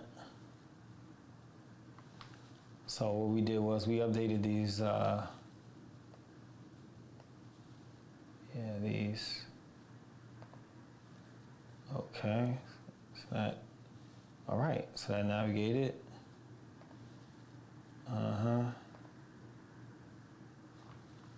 Okay, didn't go to black, that's fine. Home, what, home, all right, that's navigating. Layout's a little broken because we're in mid-development here, so, but as you can see, it's moving pretty fast. Navigate to what is Melologic, which is about, look how fast that is. Oh yeah, I'm liking how this is coming. So, all right. So let's just gut a lot of these comments, don't need them. Let's clean this up.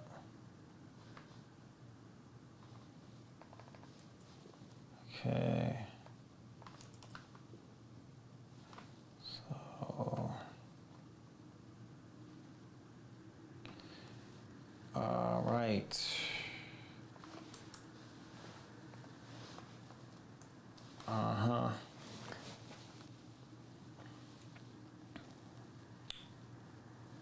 Okay, so let's see. Include loaded spinner. What did we just do? All right, we updated these links here, and so now, all right, so it's not so right-centered. Now let's okay, because these are links and we want to style them. Whoops. Let's do this. let's do exactly that. Let's style them. So what we want to do is, let's delete that. And instead of menu links,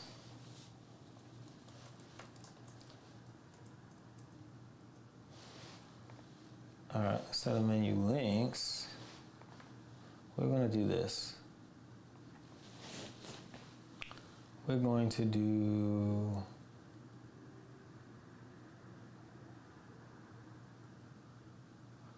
actually, we can do that. So let me go back. Let me put that back. So menu links, because menu links is going to render a div. So, all right, so let's do this. Menu links.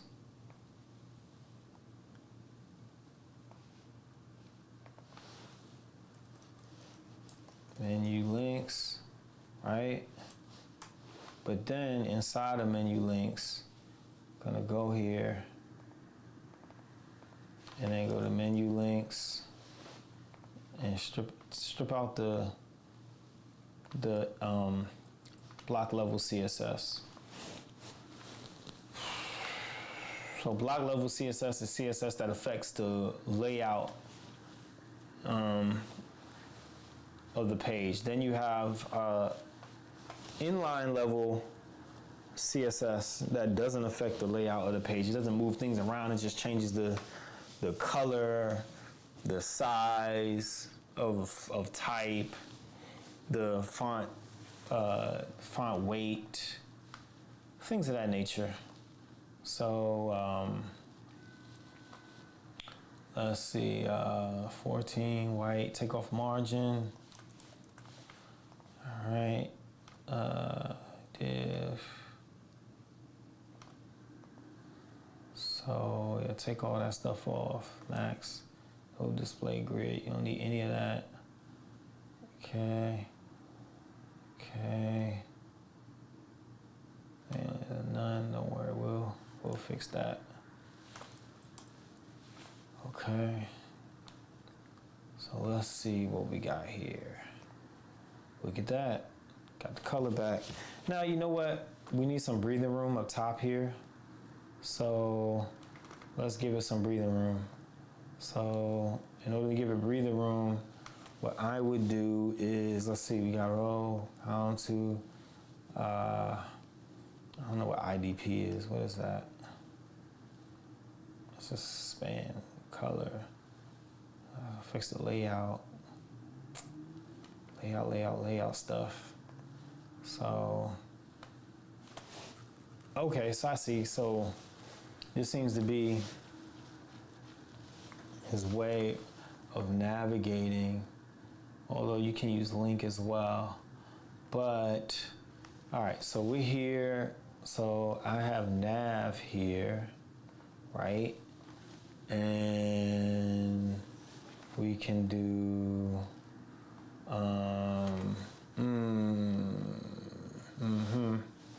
So we got that called nav content. I mean, I know how I can do it. I'm just trying to think of a way in which that doesn't tightly couple the style with the tag, which is not really what I like to do. So because I don't like to do that, we can go to, yep. Let's follow this. So menu links, so we're gonna call this, okay, we took out main container, right? We take that out, oops. Main container, we did, we're not using main container, we're not using logo container, we're not using individual link.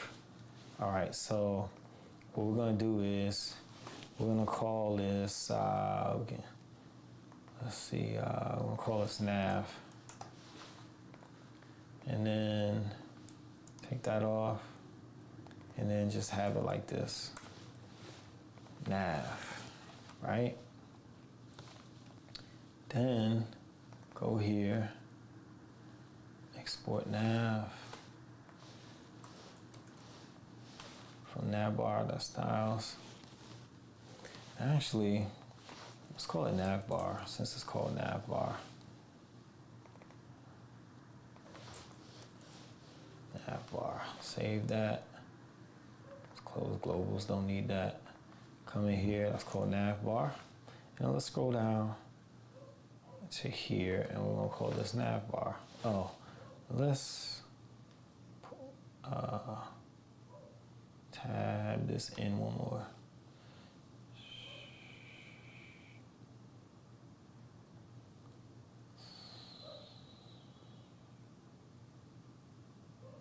Huh.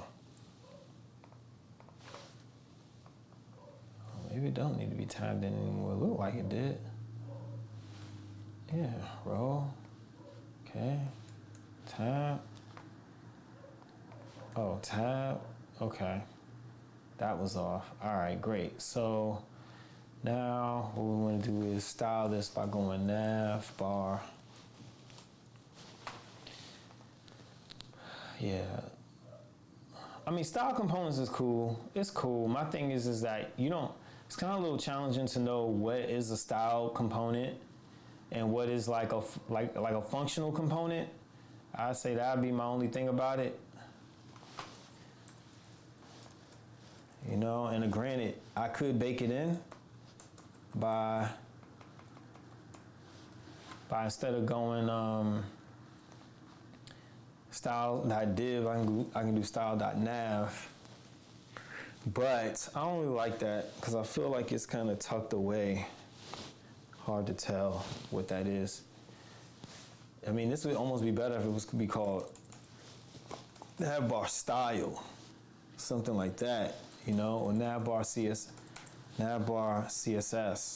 or navbar style component. Then it's like it's much clearer that, oh, okay, navbar is just, you know, it's just CSS. It's hard to tell right now what's what. But anyway, so we got navbar there, and what was that actually? I forgot what it is. Okay, margin top. So now, if we look at the page, look at that. It's smoothed out a little bit more. Got some margin up top. Okay. All right. So now, I hope you see this kind of coming together versus what it was. Let's see what it was. So if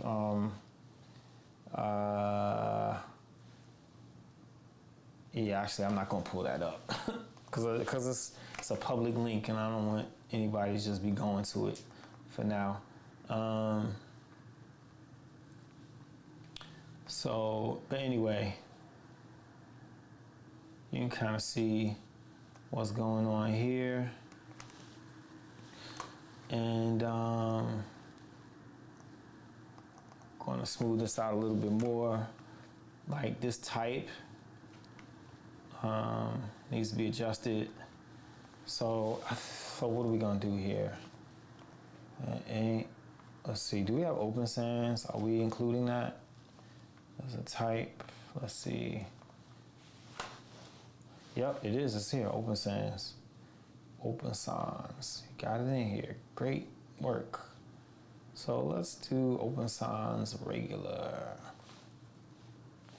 Sans means no serif. And a serif is the horizontal lines attached to typefaces. So like Times New Roman, so those lines attached to like the legs and the top of the letters, those are called serifs. So sans means sans serif. That means that the typeface doesn't have any of those horizontal lines attached to it. So let's see. So where are we? We were looking for link X. Aha, right. See, that's the thing. Don't have any, link doesn't have styles attached, but I think there's a way to get around that. So I wonder if we do this. I don't know if this is gonna work, but let's try it. Well, where's Roger? Oh. We put that in menu links? Oh, okay, never mind. So let's take that off. Don't put it there, put it in menu links. See, so many different ways to do stuff. So we're gonna take off Roger Thin. We're gonna put Open Sans Regular. Save that. Look at that. Changed it. So now we could do that again, right? Then where is that?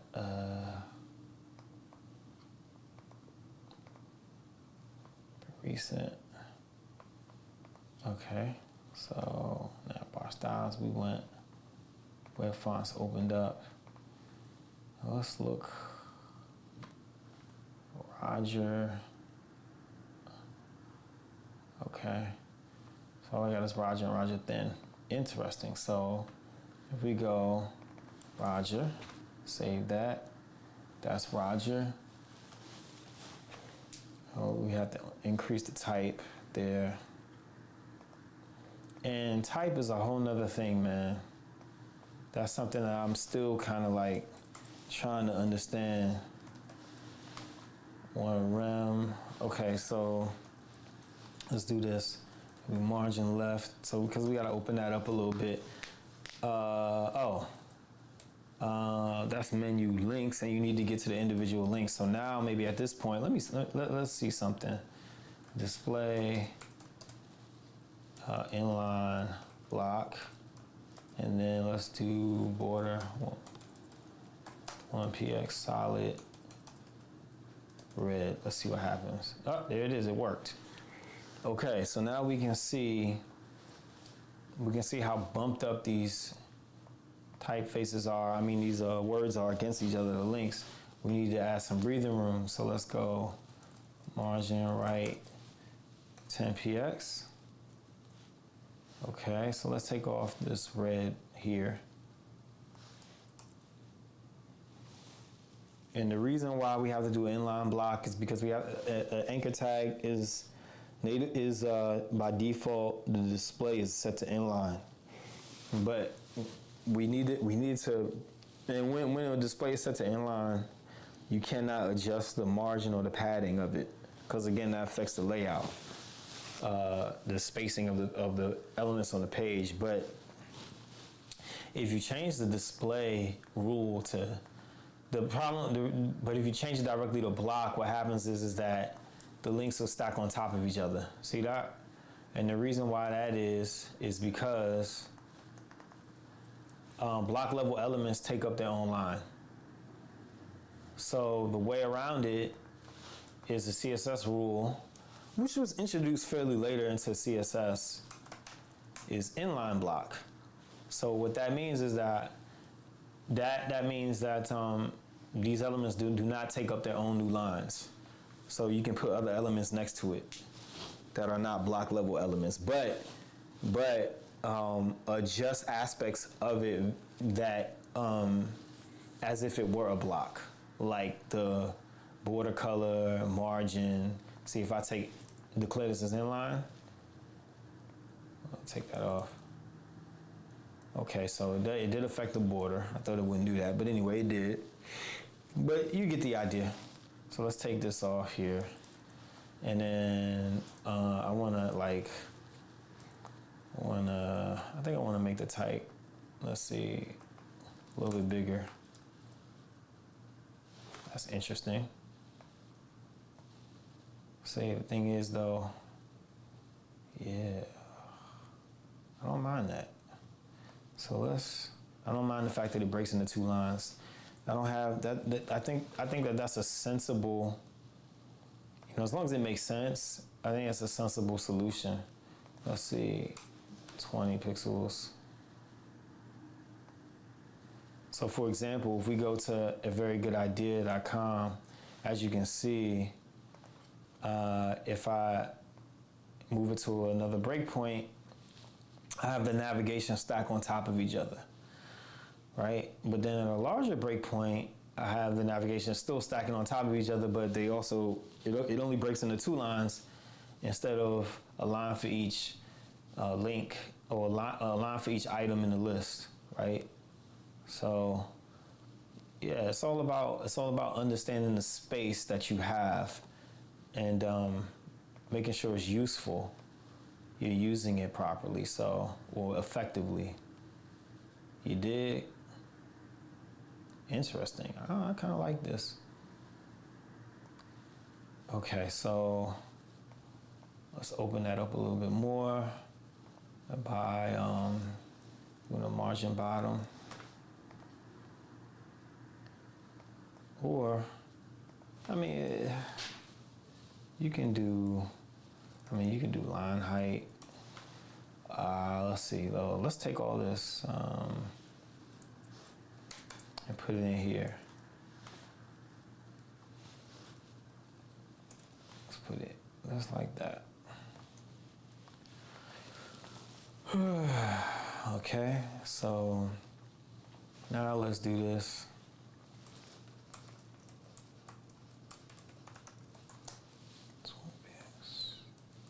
Do we want to do that? Or do we want to do line height?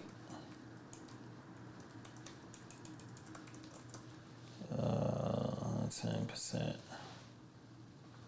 So, one way, another easy way of manipulating this stuff to your eyes liking is to come in here into the web console, play around.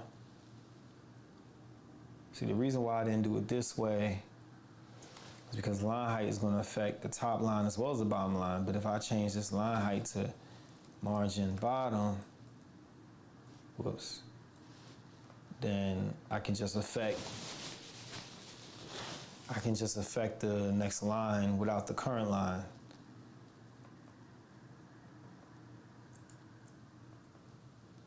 Yeah, so let's do that. So,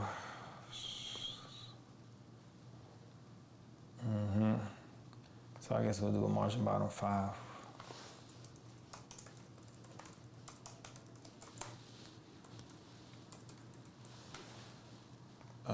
We'll do that for now. And then, don't worry about this. This right here, this layout, it has to do with excess. We haven't gotten to this layout yet to address it. We'll probably hide a lot of this stuff and show a hamburger menu, so don't necessarily have to worry about how that breaks down. Okay, but we do have to concern ourselves with how Melodic gets cut off here, so we can fix that. Let's look in here.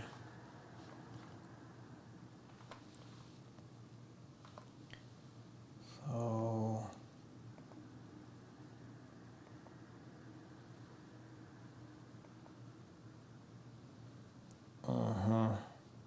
so rather than SM2, let's make it SM3, which means we gotta make this SM5. SM3, there you go. All right, so let's go here. SM3, SM5, save that. Okay, look at that. Isn't that something? So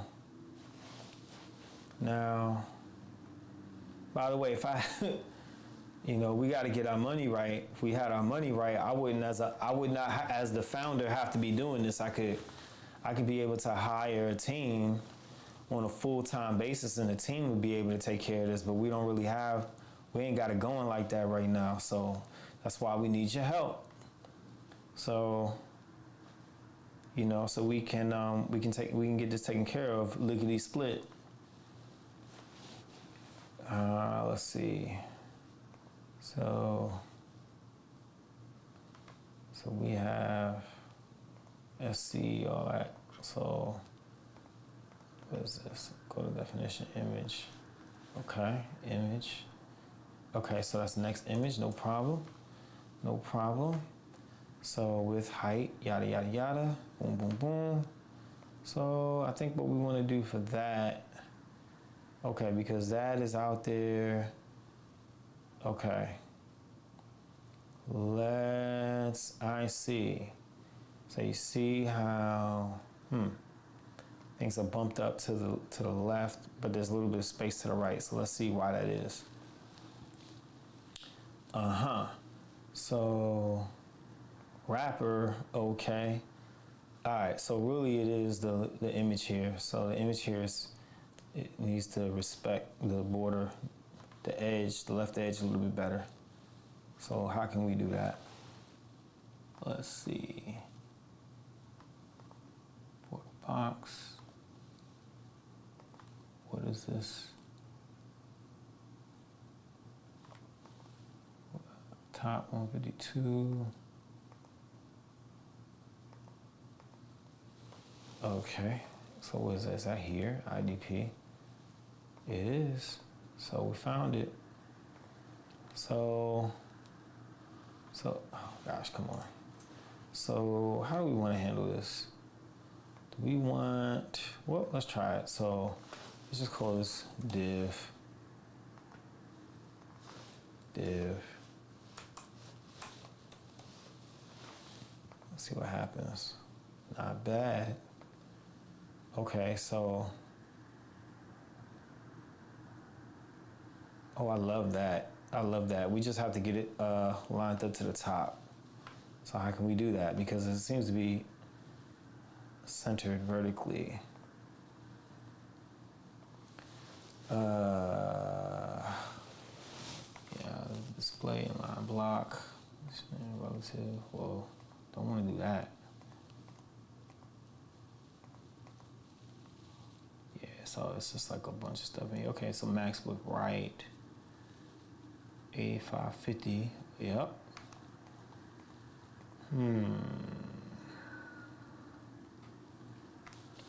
So maybe if we do this, I don't think this is gonna do it. Yeah, I think that was gonna do it. Vertical line top is not gonna do it. But what did do it, let's go back. This did have an effect. IDP had an effect, so let's see.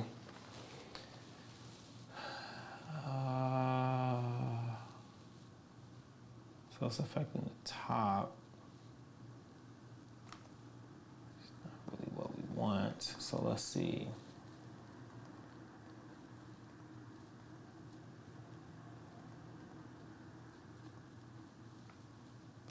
Oh, hit refresh.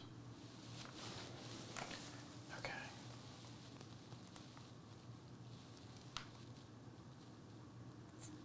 Okay.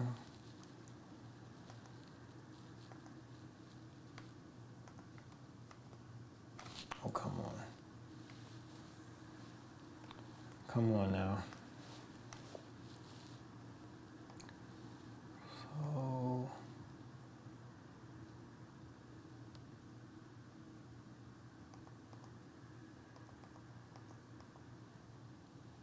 what is going on here?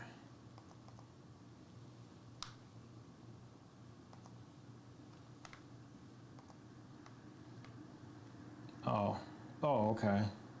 I don't know what IDP stands for, man. But let's see. Take that left off. Okay, we can adjust this. I get it. I wonder though, if you just go, yeah, 245, 220.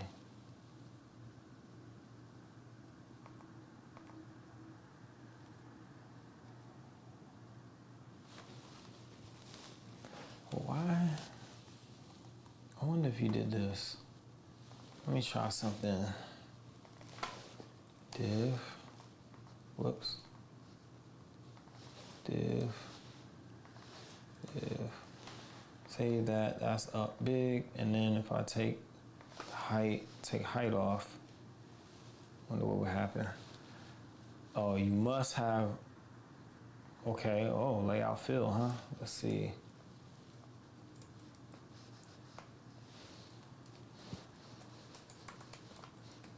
What happens here?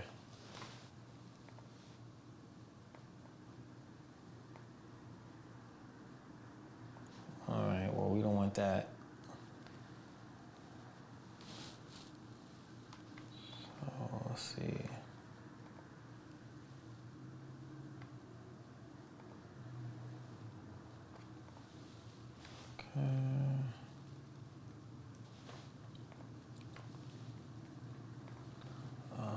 And so now we're gonna call this, I guess you can call it logo.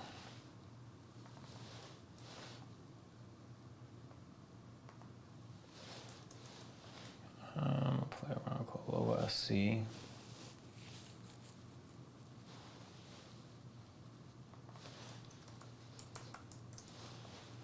Logo SC, logo SC, and instead of IDP, call it logo SC. And then I'm gonna make some changes in here. Logo SC, logo SC, come up, IDP, logo SC, like that. Element cloud trains on the dot. You like you check the method index. Okay, I need to save that. Logo SC. Okay. All right. Take off that left, and that should pull it back. So, y'all, I've been doing this since 1999, y'all. It's like I've been doing this so long that it's just off the Richter scale. I was talking to somebody who had 15 years experience, and I know I said I had 22. He probably didn't even know how to like comprehend the fact that I had 7 more years of experience than him. But you know, I played it cool. I was like, yeah, we got like the same experience, but I knew I had more experience. But you know, it's all good, man. It's cool, it's cool. Sometimes you have to almost like play it. I hate to say you have to play yourself down, but I'm saying sometimes like the amount that you achieve is so much that you're so beyond the way in which so many people think that you almost have to slow down and make yourself a little bit more accessible for people. You dig? Cause I've been in this thing, like I said, since '99. So that's I've been in this 7 years before the iPhone hit. You heard? I've been doing this since Juvenile's backed that thing up. That's how long I've been doing this. Yup, that's right. How long was that? Let's see, back that thing up, Juvie. When did that come out? Was that 98? Was that 99?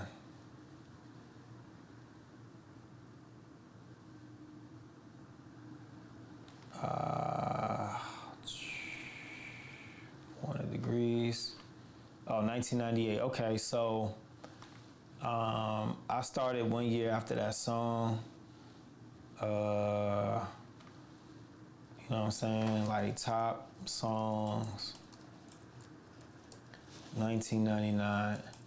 In 1999. 98 was when I first went to college. 99 was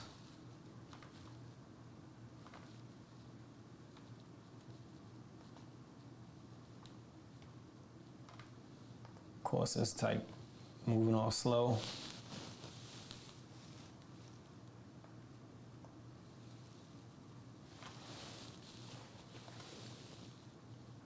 Yeah, it's because I'm streaming. Look at this. Baby One More Time. I don't remember that song, but Ricky Martin, Living La Vida Loca. You know that. TLC, No Scrubs. Look at that. I've been coding since No Scrubs. You know what I'm saying? Christina Aguilera, Genie in a Bottle, Jennifer Love. If You Had My Love. That's when I started coding, y'all. Will Smith, Wild Wild West. That's when I started coding. See, what I'm saying is like, I know it don't even register. It's off the Richter scales for so many people. So they don't even realize, like, you know, how a part of the internet my experience is. You know, I'm not gonna say I am the internet, but you get what I'm saying. Look at this. Kels, if I could turn back the hands of time, I'll keep it pushing, because I know. You ain't got to say nothing. Changes. Woo! Do-do-do, do-do-do, do-do-do. That's just the way it is. Do-do-do, do-do-do, do-do-do.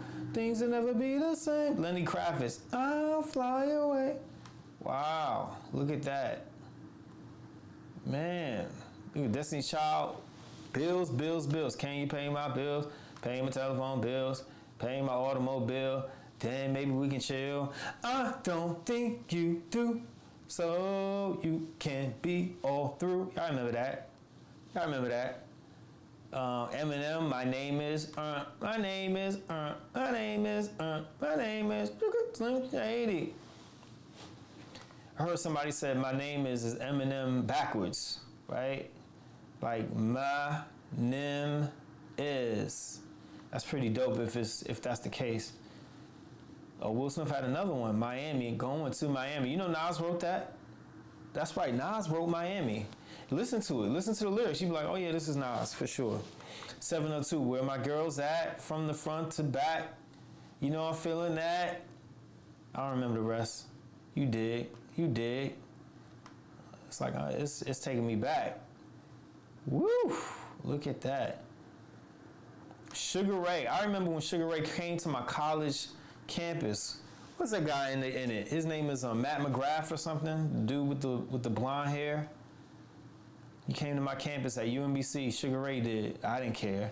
Let Lauryn Hill, X Factor. Look at that. Yeah, I remember that. Oh, baby, I think you know you're all it needs to let me know. It ain't working, it ain't work, oh, it ain't working when I try to walk away. You hurt yourself to make me stay. This is crazy. This is crazy. Y'all remember that song? Y'all know that? It's a lot of these joints, man. Will 2K, that's when he was starting to fall off, to be real with you. I remember the video. He was like, this is Will Smith? That's his third song.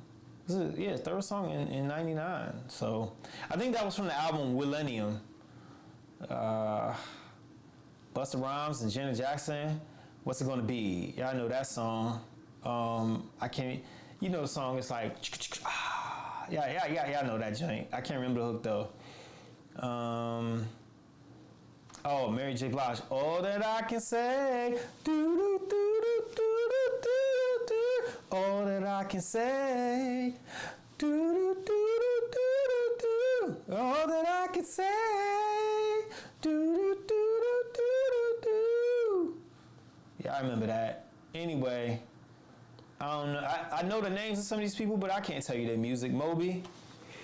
I heard Andre 3000 Moby was like, yo, we should do a collab, and Andre 3000 was like, yo, Moby, I mess with you, but I mean, you know, I can't really do that. I got a reputation. So anyway, that was a while. That took me far longer than I wanted to, but I know a lot of y'all you can't even place 99. So I just thought that I could take you back through memory lane. Anyway, so all right. So let's probably push this down a little bit more.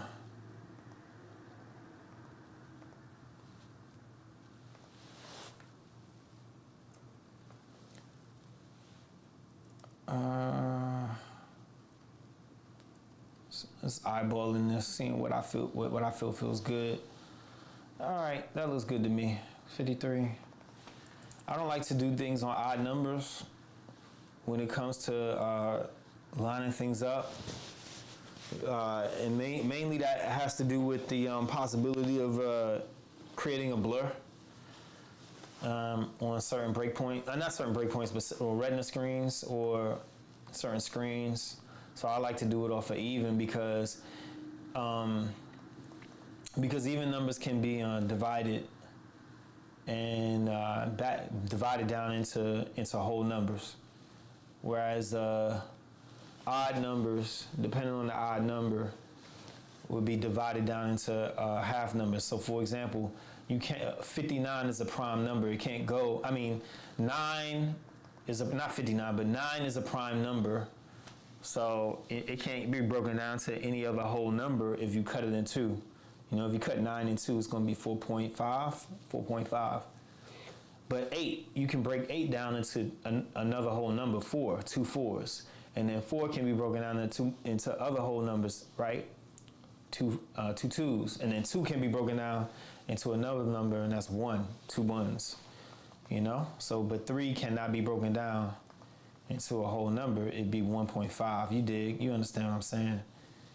I guess they call that a real number, a true number or something like that, a real number, not a whole. So anyway, these things matter, man, when it comes to this stuff. You'd be surprised. And I'm like I said, I'm a designer, man, but I just like learning. So I like math. I see the art behind math. Math is just, math is about the accounting of units. That's all math is. I'm not very good at math, but that's all math is, the accounting of units.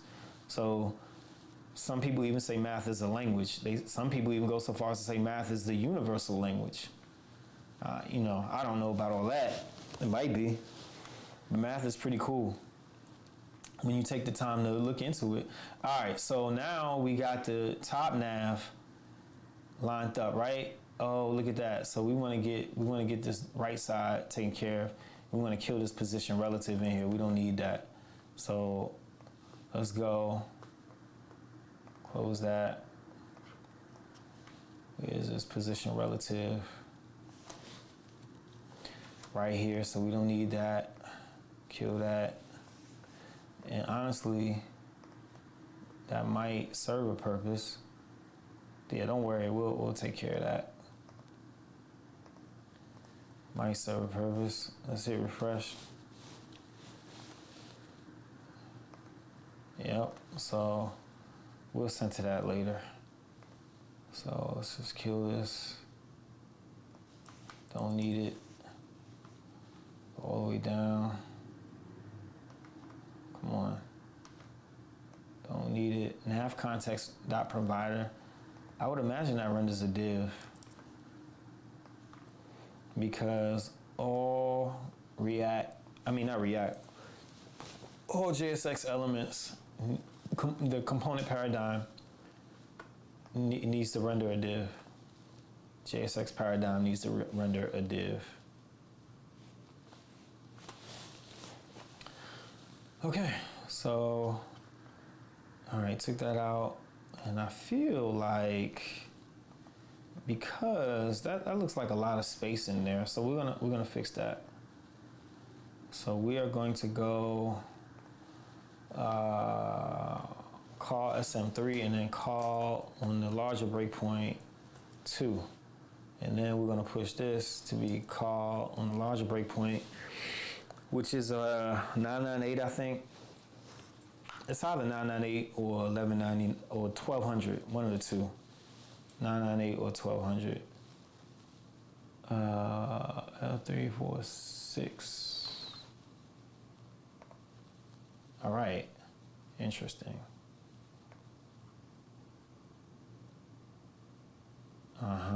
Okay, I can fix that. It's a little bit of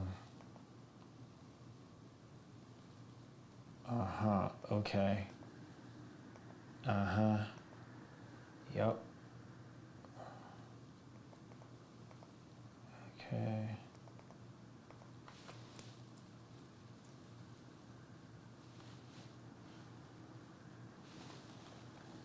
Doesn't really matter, because let's see. Oh. Yeah. All right. So what is this? 5, 6, 2, 3.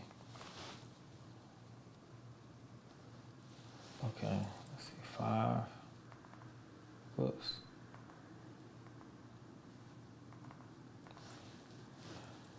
Three.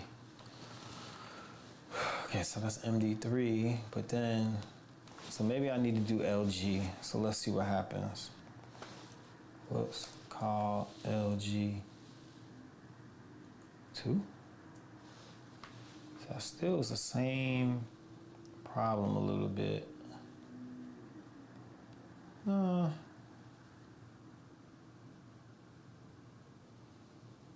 Okay, no, it's not. Let's see. So let's do call LG2, call LG6.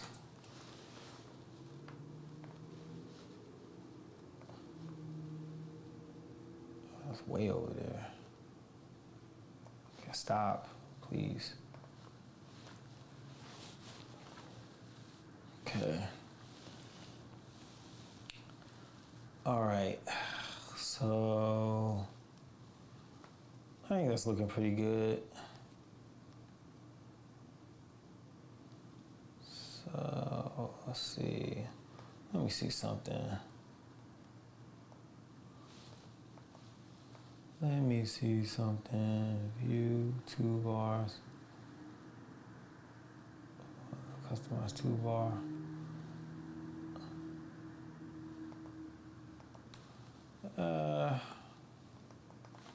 Yeah, so anyway, we got that. And then now it's looking good on the large joint. And then, okay, yup, that breaks down. Smaller breakpoints. Okay, so now that got small, that's not what we want. So I'm talking about the logo. So now let's go to the logo SC. Aha, max width, there we go. So, okay, this is good, this is great. So now, take off that left. Okay. Don't care about the margin there. Look at that. I don't even know if that's necessary, honestly. Let's push this a little bit further. Okay. Yeah, I think that actually looks good like that. Cause if you, well, let's see. Hold up. What's happening here?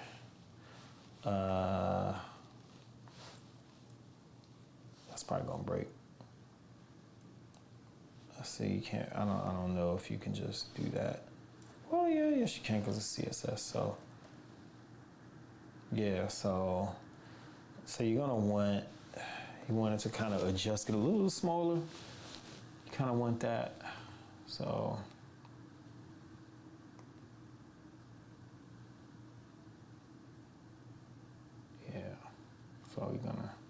So this is like an edge case with a gap right here.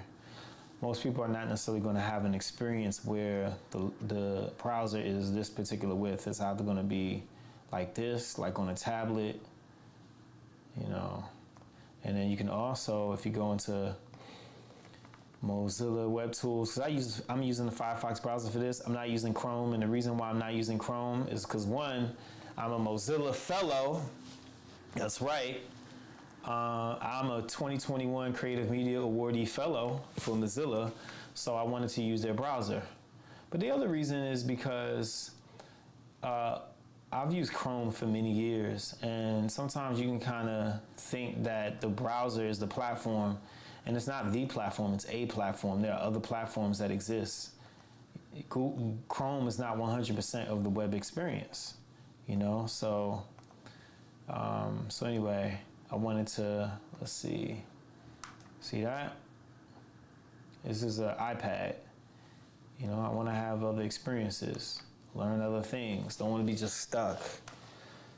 So that's looking good. This navigation is looking good. You know, login and sign up look almost perfect there, right? So, but we're gonna make some adjustments because that's just there. When we have like a larger breakpoint, as you can see, login and sign up act kind of funny style. So let's address that.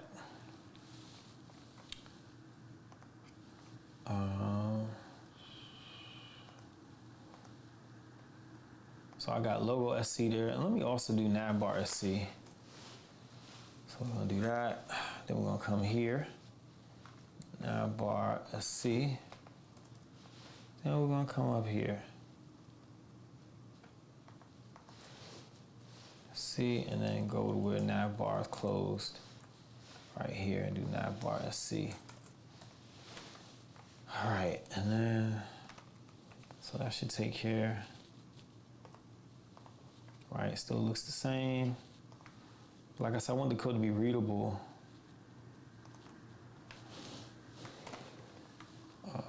Navbar SC, logo SC. So I'm gonna convert this stuff to say SC, or all of it. At some point, menu links, SC, SC, SC. Then we go here, navbar styles, menu links, SC. All right, so now let's handle this. So login and sign up. They seem to be left justified and right justified. Don't know for sure, but let's look.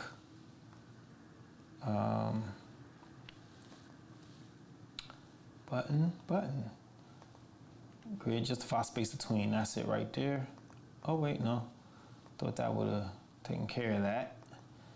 But I guess, wait, no, yes. WebKit, yep, there it is. Parfait. So now what you want to do is just do something like this. Instead of justify in between, do this. Text align. Of course that ain't work. So where is it? That should have worked, honestly. That should have worked. If I put text align right, wait, display flex is fine. You know what? Forget all that. So let's see, flex box, right align. Instead of spaced between, come on.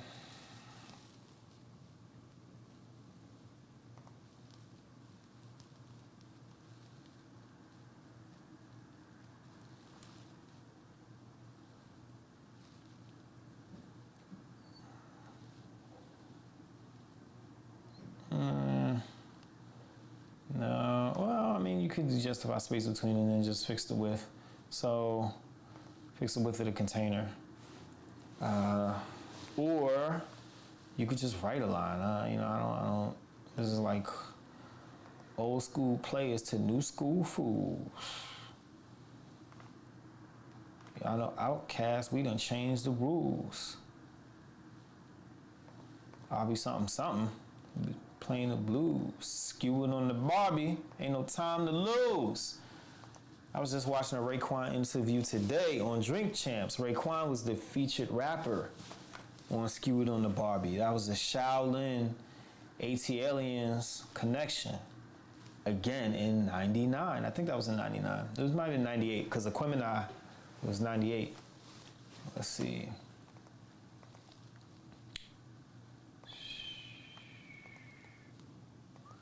Okay.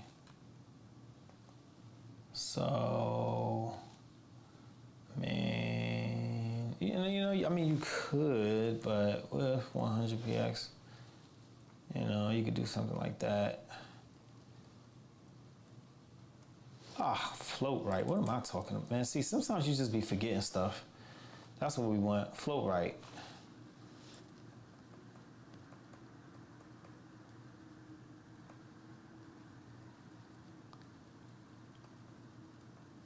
All right, so now you just take this.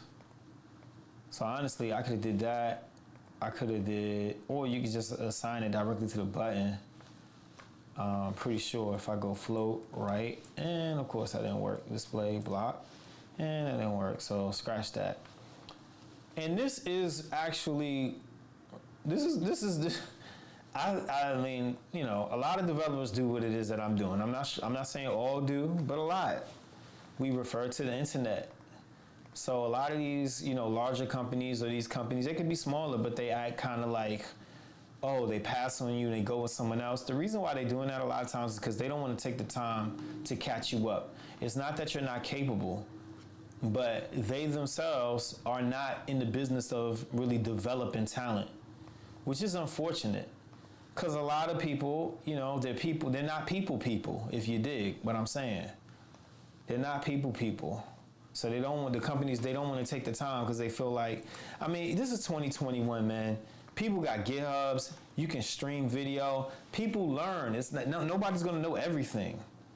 But I think that a lot of these hiring practices are from the early 2000s. It's so stupid. But you got a lot of people that are out of touch, and that's why there's a big problem. And you got a lot of companies that are trying to poach talent from other companies instead of raising up their own talent, which is what, you know, we do out here in Maryland. A lot of us, with our companies, we raise our own talent, you know, because we know people are not trying to really come out here like that from other places. And because, you know, people, they just have a false notion of things. So, you know, what a place is like. But it's beautiful out here on the East Coast. And on top of that, I'm gonna be real with you, most black people are on the East Coast. So if you're coding solutions and you're out somewhere not on the East Coast, you better be around some black people, man, because it's a lot of people out here. They go to these non-black places, these non-black enclaves, and they try to start a business and throw some black people in front of it and try to sprinkle some black on it. And it's like, it don't really have that flavor to it. And those companies don't really understand the needs of the demographic in which that they say that they're targeting, because they're not really of that demographic, so they don't truly know. They don't really truly know how to, you know, how to get things popping. You know, so anyway, I'm just saying, I'm advocating for raising talent.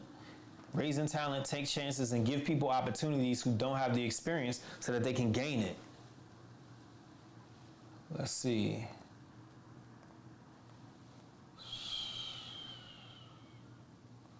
Oh. Let's see. So let me go back to those links. We are talking...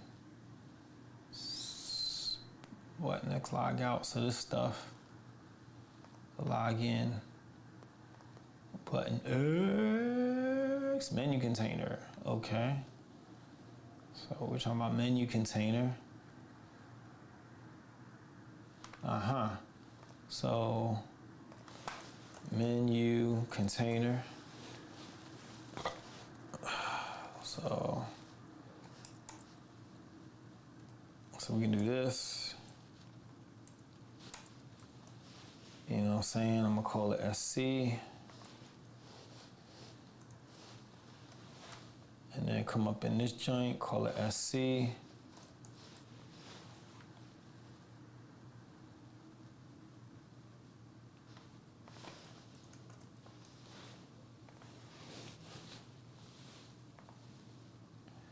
Yeah, I get it, because it says container, but let's just call it menu SC. Instead of menu container, it's a menu SC.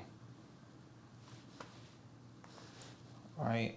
Because we're saying container and then SC, that's like Josh saying the same thing. Menu SC.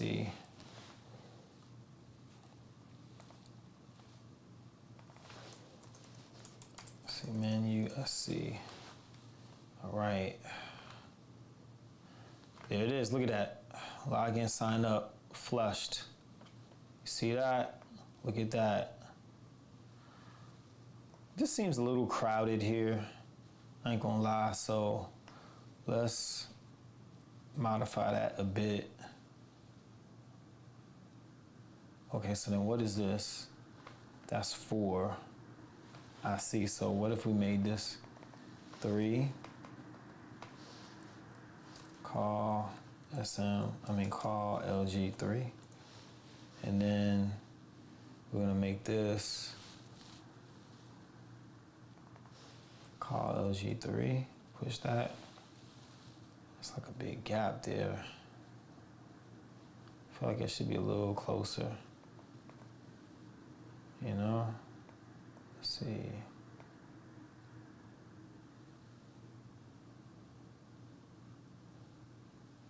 I'll keep it.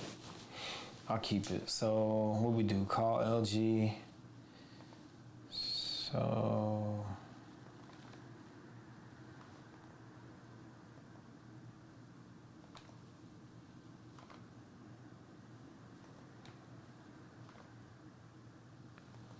we're gonna do call LG3, call LG6. Okay.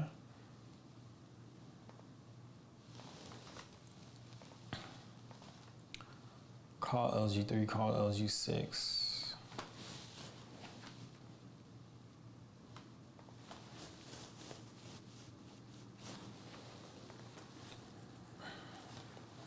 All right, so we want call LG3. Call, okay. Wait, what? Call LG3. So this is the logo, this is the menu, this is 9. Okay, so, oh, right. So that means that I should put this, call LG 3. So, all right, what the heck? I'm gonna show y'all,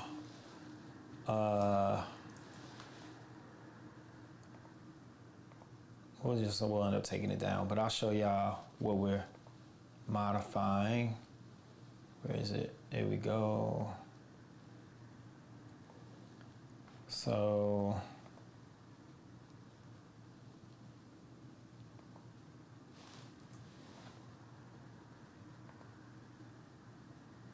let's see, let me change something right quick. Hold on.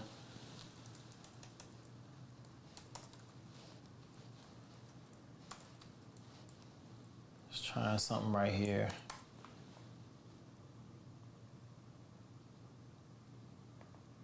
Okay, all right, whatever. So, is this even gonna load?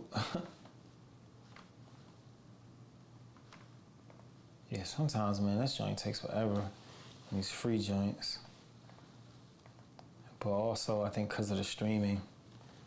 So anyway, while that is loading, as you can see here,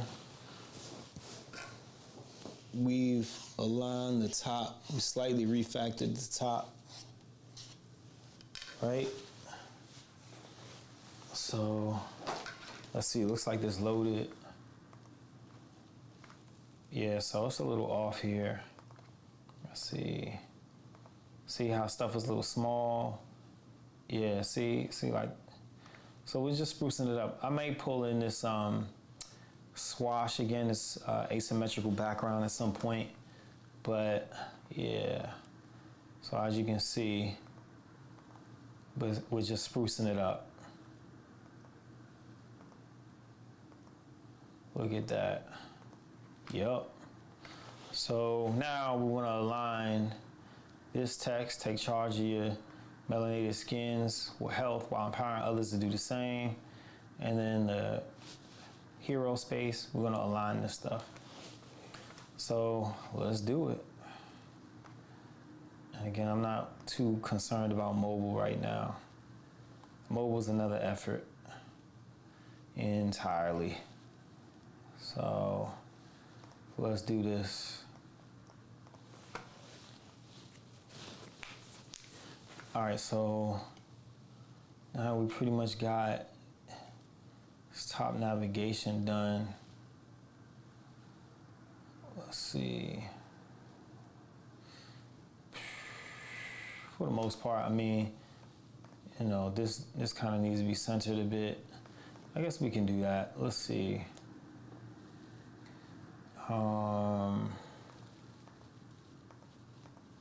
This joint, height, yada, yada, yada. All right, that's the overlay. So we want to get into this here, which is the modal itself. Position 450, that's cool. So we actually want to, it's a little off here. Okay, it's because the container that it's in is off. Z-index, 15%. Okay, width 100. Okay, but then it seems to be off a little bit. let's see, why is it off? Is it because of things in, let's see, okay. No, that's good. Why is this off? We see that it's off. As you can see this right here? This actually should be 0, 0, but it's not. It's like 304, 205. It's just positioned a little off this container. And I think that is the reason why the modal is not centered. So I'm trying to figure out, but I don't really see anywhere in here where that's being pushed. Okay, I guess because position fit. Okay. So maybe because position fixed is there. Well, if that's the case, let's do top 0. Oh, that's not gonna work. Left 0. Oh, well, actually, and then take off top here. No, nope. Okay. So really it's left. Left needs to be set to 0. So that's really what it is. So left needs to be set to 0. So let's do that. So we have, where is that overlay, modal, sign in, probably modal, let's see, modal, okay, position fixed. So now top, let's do 15%, let's do left, 0. Do that, call it modal SC. So,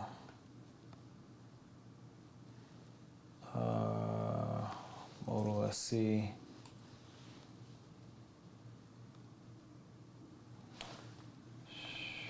Styles.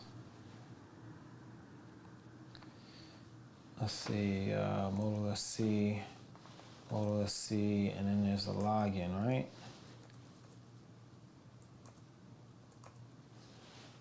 I'm pretty sure there's login. I guess maybe. Okay, maybe it's all in here. Probably in here. Navigate the 2 states. Just log in here. Yeah.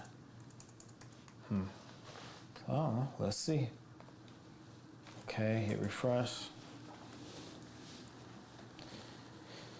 All right, hit sign up. Whoops, whoa. Okay, modal is not defined. Let's change that. Modal. Okay. Right, modal. Right, sign in and sign up. That's okay, so they both use. Okay, great. This is sign in and sign up component.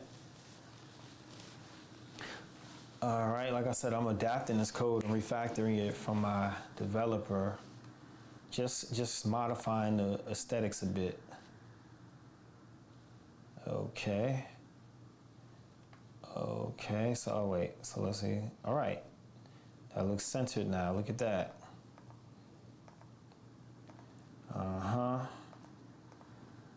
Yep. So now let's attack the middle. Let's see. Let's attack the middle. So let's close that. Close navbar styles. And honestly, here's a strategy here. Let me close this out and do get status. And what we're gonna do is we're going to commit some of these changes to GitHub, or to Git rather. So what that means is that when you commit changes, what you're doing is you're pushing this code into a history, and that gets stored. And as you make changes and commit changes, you can keep pushing, and that's how you track changes in your code. And once this gets pushed to GitHub, as long as if it's a public repo, which this will not be, if it's public, anybody in the world can go and see the code and see who made changes. But if you make it private, then it's just people that you give access to the repo. So one strategy that I learned from working at Fearless, and thank you, Kelly, is that it's good to commit your changes based on the type of changes it was, instead of just doing one big commit with everything. So I'm going to do exactly that. So first, let's do this: git add styles. So I'm going to add the styles files that I made and updated. Then we need to also add git add pages /app.js because we know we included stuff in there. And so now you see the green here. So these are all this is me integrating Flexbox Grid. So now you do git commit -m for message, and then you say, see, this is not tied to any ticket per se. We don't have a ticket system, so I'm not going to prepend a ticket number on this. I'm just going to write added Flexbox Grid. Actually, I'm gonna do this updates added Flexbox Grid refactored.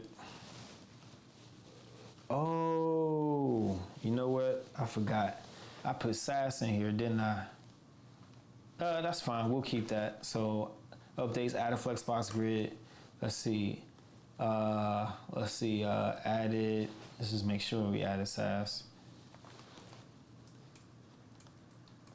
Yep. Added SAS package. And even though we're not using SAS right now, but SAS is still valuable, so we'll keep that. And then we add. We did something else. Oh, refactored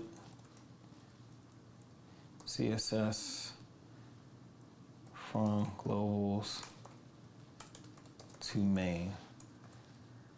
Globals.css to main.css. Enter. All right, get status.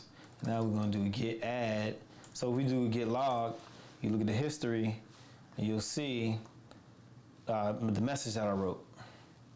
All right. Yes, sir. So let's cancel that. And then you can see history of like what I did, and git pushes my change on top of, or as far as in the ledger, the record, it adds it to the history. And you can see on Wednesday, my developer, Joseph, he did some stuff, or Olu, it's called 1.14.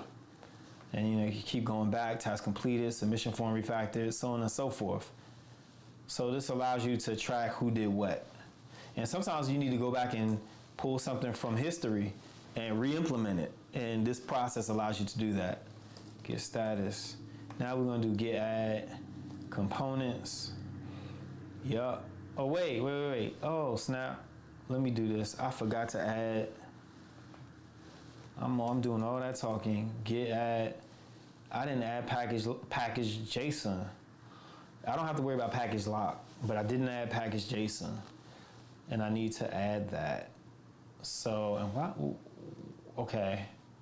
Oh, I see. So let's just do this. One of the things you can do is you can go git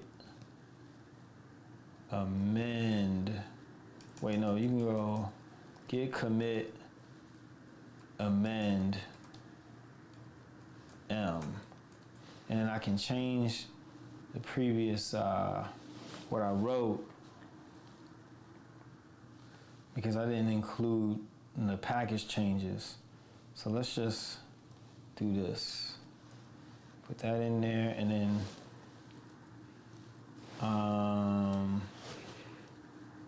I didn't add the SAS package to this. So we need to, what do?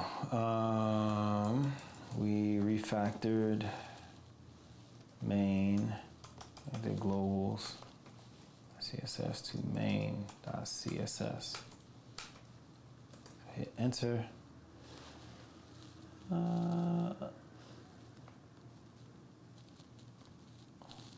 spelled the men wrong, sorry y'all. There you go. So now if I do git log, look at this, I have my changes, and it's got little spaces in there, but I ain't gonna care about that, I don't care. The changes made, updates, added Flexbox Grid, refactor globals to CSS refactor globals.css to main.css. So now we get status, we get add package.json, And then get status, get commit, added SAS. Actually, you know, I'm gonna pull that out since we're not using it right now. So I'm just gonna check out package.json and not worry about it. So we're gonna do get restore. It means I'm gonna undo the change before I commit it. Since we're not using it, I'm just gonna take it out. Get status, all right. I removed that, and now we're gonna go get checkout package.json. So now it's not here anymore in this list because I pulled from the current history of package.json and overwrote any changes. So let's see. We're gonna go get add. Well, I didn't do anything to admin. Let me see. Get diff pages admin. Did I do anything? Okay. So I'm just gonna put get add pages. And then we're gonna go get commit cleaned up CSS.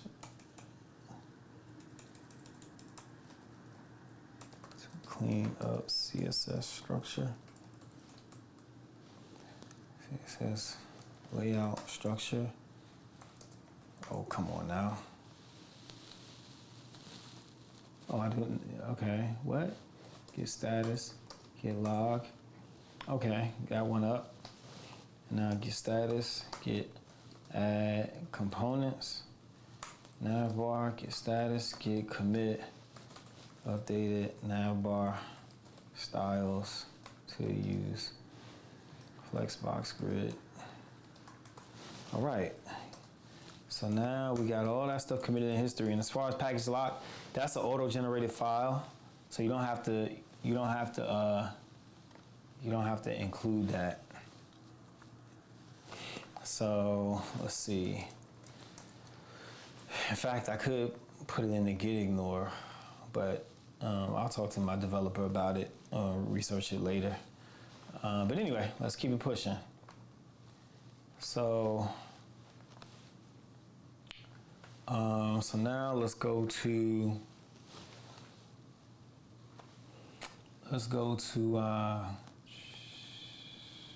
back to the index page. So now that we got wrapper, let's go to Jumbo. So Jumbo, watch this. I'm just gonna type AAA. Hit save. Oh, let me run this again. npm run dev.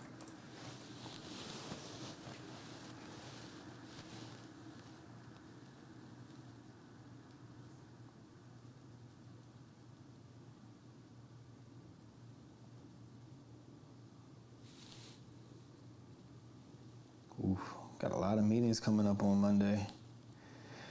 Got 3 meetings, y'all. 3 meetings. Things really starting to take off.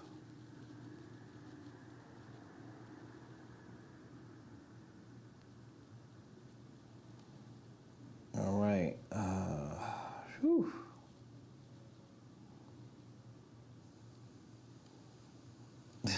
I see myself streaming on my phone. That's really cool. So, man, my neck hurts. So, I probably should stretch. It's not good to be sitting here this long. I mean, you know, like walk around, but I want to show you this stuff right quick. So, all right, put AAA, right? So hit refresh. There it is. Oh, come on. Oy vey. There it is. See that? AAA. Let me zoom in. See that? That's it right there. So that's part of the Jumbo component. So now what we want to do is throw this whole thing into a div. So into a row and then 2 columns. So style div 80%. Got all this layout stuff. We're gonna kill this.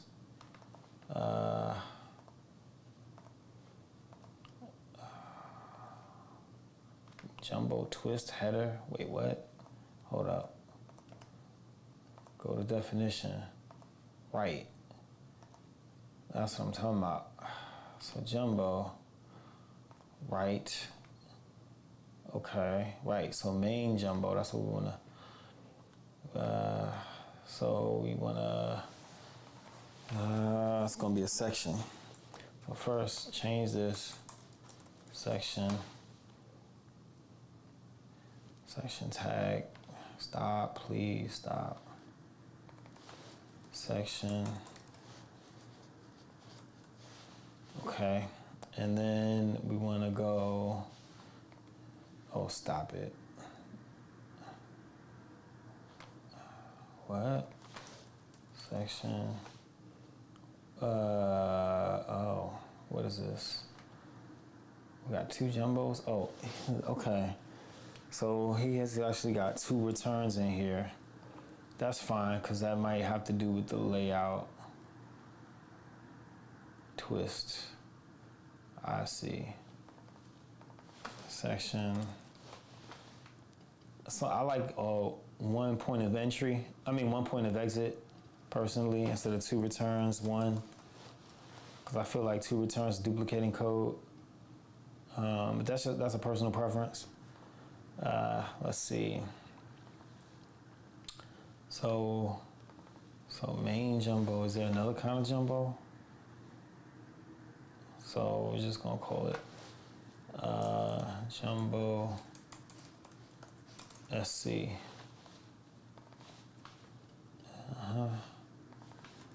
Main jumbo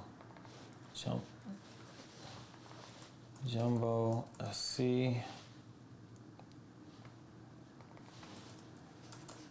Jumbo SC. Jumbo SC. And why am I even, I don't even think I need jumbo, now that I think about it. Because we go here, whoops, which is main jumbo. We don't need any of that, so I don't even need it. So let's go to, we are going to go to, where are we? Jumbo SC. I'm not even going to use that. I'm going to go div row. Whoops. Div class name equals row. Then go down here to div. And then, yeah, take off jumbo SC. Don't need that. And then header, jumbo button, submit image now. Header, second pane, header. What is header from? Jumbo that's being passed in. Oh, so we go to index, header right here. Okay, so that's the values, text, header, jumbo header 1, I think, is here. Yep, jumbo header 1. All right, take charge of your melanated skins. So hop into jumbo. And then we're going to, okay, that's not really a header, that's more like a title. So, but we'll call it H1. So, but we'll get there. So what I'm gonna do is, wait, hold up. Is it hitting the styles? The layout stuff. It is not, okay, not really. So I think we're good. We can take that off. Second pane, next right, 10%. Okay, so we can take that off. We replace second pane with div class name call let's say XS. Let's say call SM. Well, call XS12. Call SM4. Because we wanted to split div. Okay, and div class name. Call SM4 div. All right, let's see. Almost there. Can't tell you why it's bunched up like that, but we're going to figure that out because I put it in row. So let's see. Section, row, row. We go here, jumbo. Jumbo's in wrapper. So it should have picked up. So let's see what's going on here. So we just left aligned. Oh, because I put it at 4. Put it at, don't put it at 4, put it at 6. 4 is 33%. I mean, 4 is 25%. 6 is 50%.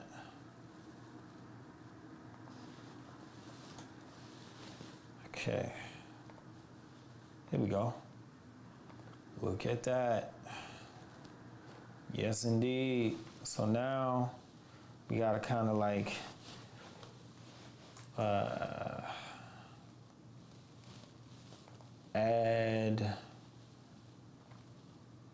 add some margin here. Jumbo styles. So now we gotta go to jumbo button, jumbo. So all right, I'm gonna turn this into one return so that we're not duplicating effort here. So first pane, second pane, submission sign up to donate. Okay, so what we have here is we need a return. Then we do open empty brackets. I mean, open empty tag. Then you do this twist equals 1. And then you go, oh wait, actually, go like this. Section, don't even have to do that. Section. All right, so now we want to take all of this, put it in here, and then put another one in here. Okay, then div row. Okay, and then now, do it like this. Twist equals 1. And you can go and then you go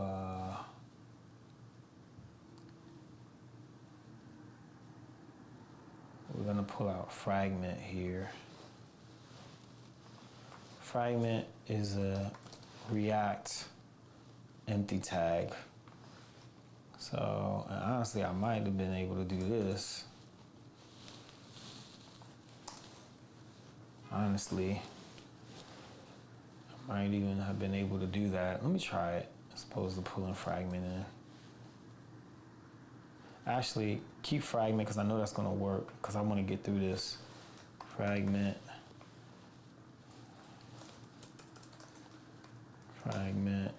Okay.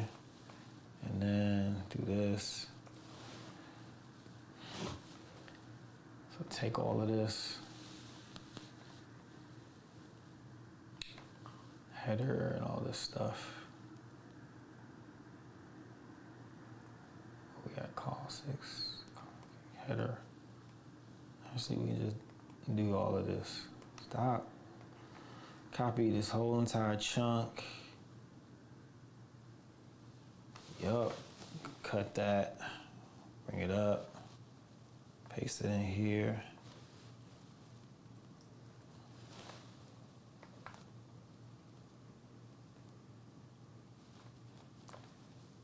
Right.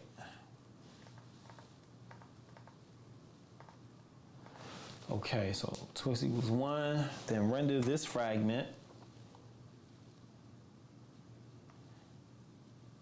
And if twist equals 2, fragment. Okay, and if twist equals 2,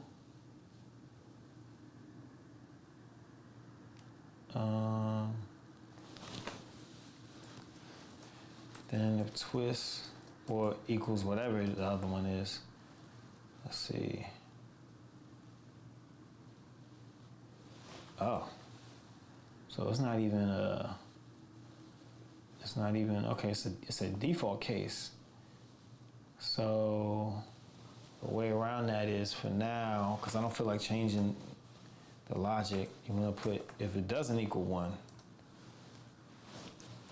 I mean, that's one way you can do it. Another way you can do it is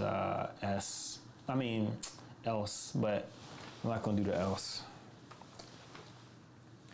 Then we do fragment.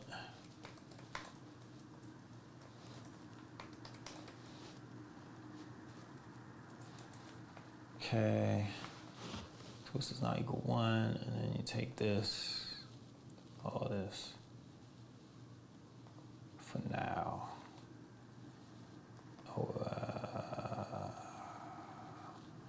Just dump it in here right now. First pane A, second pane A. Okay, let's do this.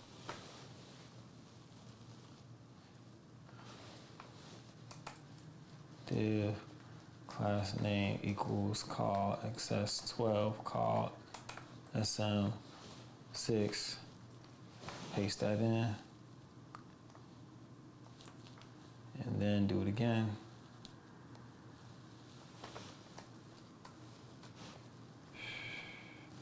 Okay. Come down here, take all this other stuff. Header.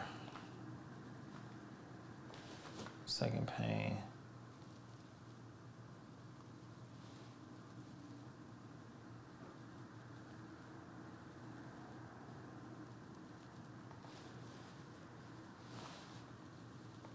Okay.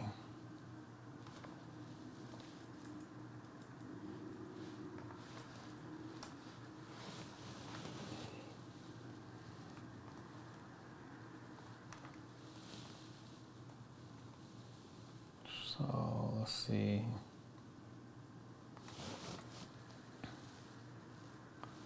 Okay. All right. So, all right. So now we have if statements that check for the state of twist. If it's equal to a 1, render the top stuff. And if it's not equal to 1, render the bottom stuff. So all in the render. Now that compiled successfully. Let's hit refresh and see if we broke it. We did not break it. So now the reason why I did that is so that we can have a bit of shareability when it comes to the layout code. Sometimes you do have to duplicate bits of code, but it's all about, trying what you can to be, as they say, dry. Don't repeat yourself. But ultimately, the idea is, and thank you, my cousin Afia, for telling me about dry. I've heard it before, but it's so many terms. Anyway, so what we have here is, let's see, twist. 1 header. Oh yeah, so we wanted to add some margin. So in order to add margin, this is called jumbo. So I'm going to call it, let's see, jumbo SC.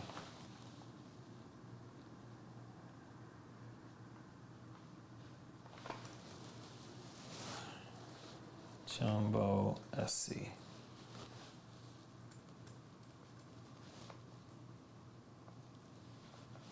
Okay.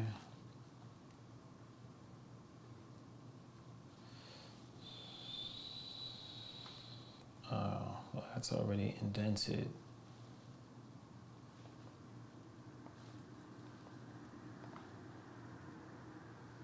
Okay.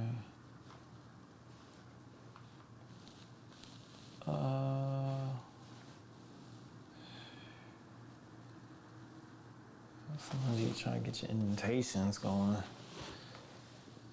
So,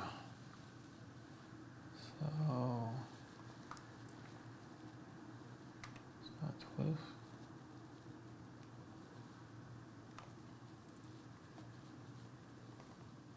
Oh, okay. Header, jumbo. All that needs to actually go in. Wow, like that. Okay, so, all right, there it is. So that's lined up. So now Jumbo SC, save that. Go here, Jumbo SC is being used, and go here, instead of main Jumbo, call it Jumbo SC, and then kill all of this stuff. And then just do, I think you had margin top 70.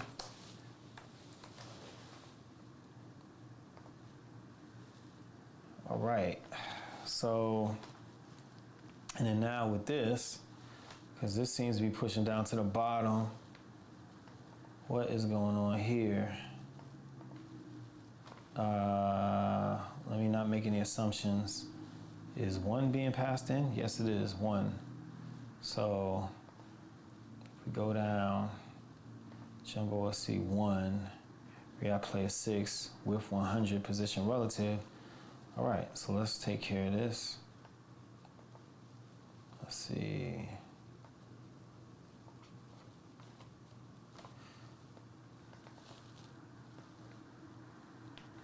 Why is that pushing down?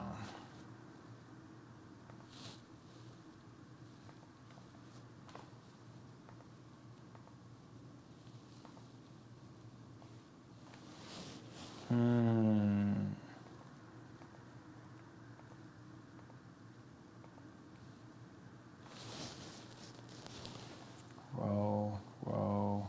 Why is that? Oh wait, wrapper, yeah, wrapper nav, row. Out of style in a row, okay. Is that what I did? So,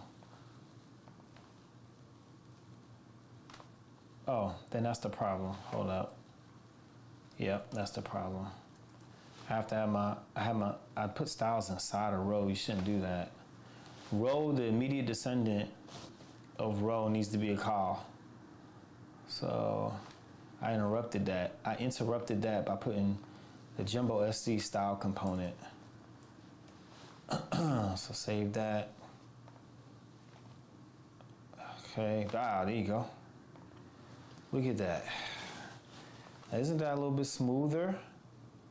You know, in layout. Let's see. It's a little smoother in layout. Damn, that looks good. Oh boy, man. So that's still rendering, but I'm gonna show you the comparison. So let's see. Yeah, see, and that's centering, but we'll fix that.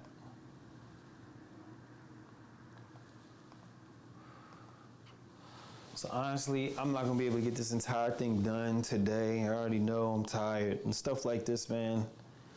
You don't really realize how long it takes to code. I mean, it can be a full-time job, and for me, it always has been. It's a full-time job, man. But you see the results, you see what's possible, you know. So I took this layout right here, and I just kind of modified it a little bit, you know, added the grid. Y'all saw me add Flexbox grid to this joint to kind of bring things in, you know? So, and I mean, there's all kinds of different things you can do with this, but I think you get the idea. And so now the next step is to continue to add Flexbox Grid. So rows and columns to the rest of this. We got to smooth out this image because this image is kind of stretched. And we're going to add these items to Flexbox Grid. I actually want to add relax to this here so that we can get some a parallax experience going on. We'll see if we get there. We're going to add this to Flexbox Grid, this stuff to Flexbox Grid, this stuff more than likely, even though it only takes up one column, but still. Yeah, so, and then we got to do the about page. What is Melologic? This part, you know. So I kind of modified the CSS a bit. That's why this is breaking down like this, but we're going to fix it. We're going to fix it. So anyway, I think I'm gonna call it for now. Thanks for hanging out. There's more to come. And yeah, send me a message if you got any questions. All right.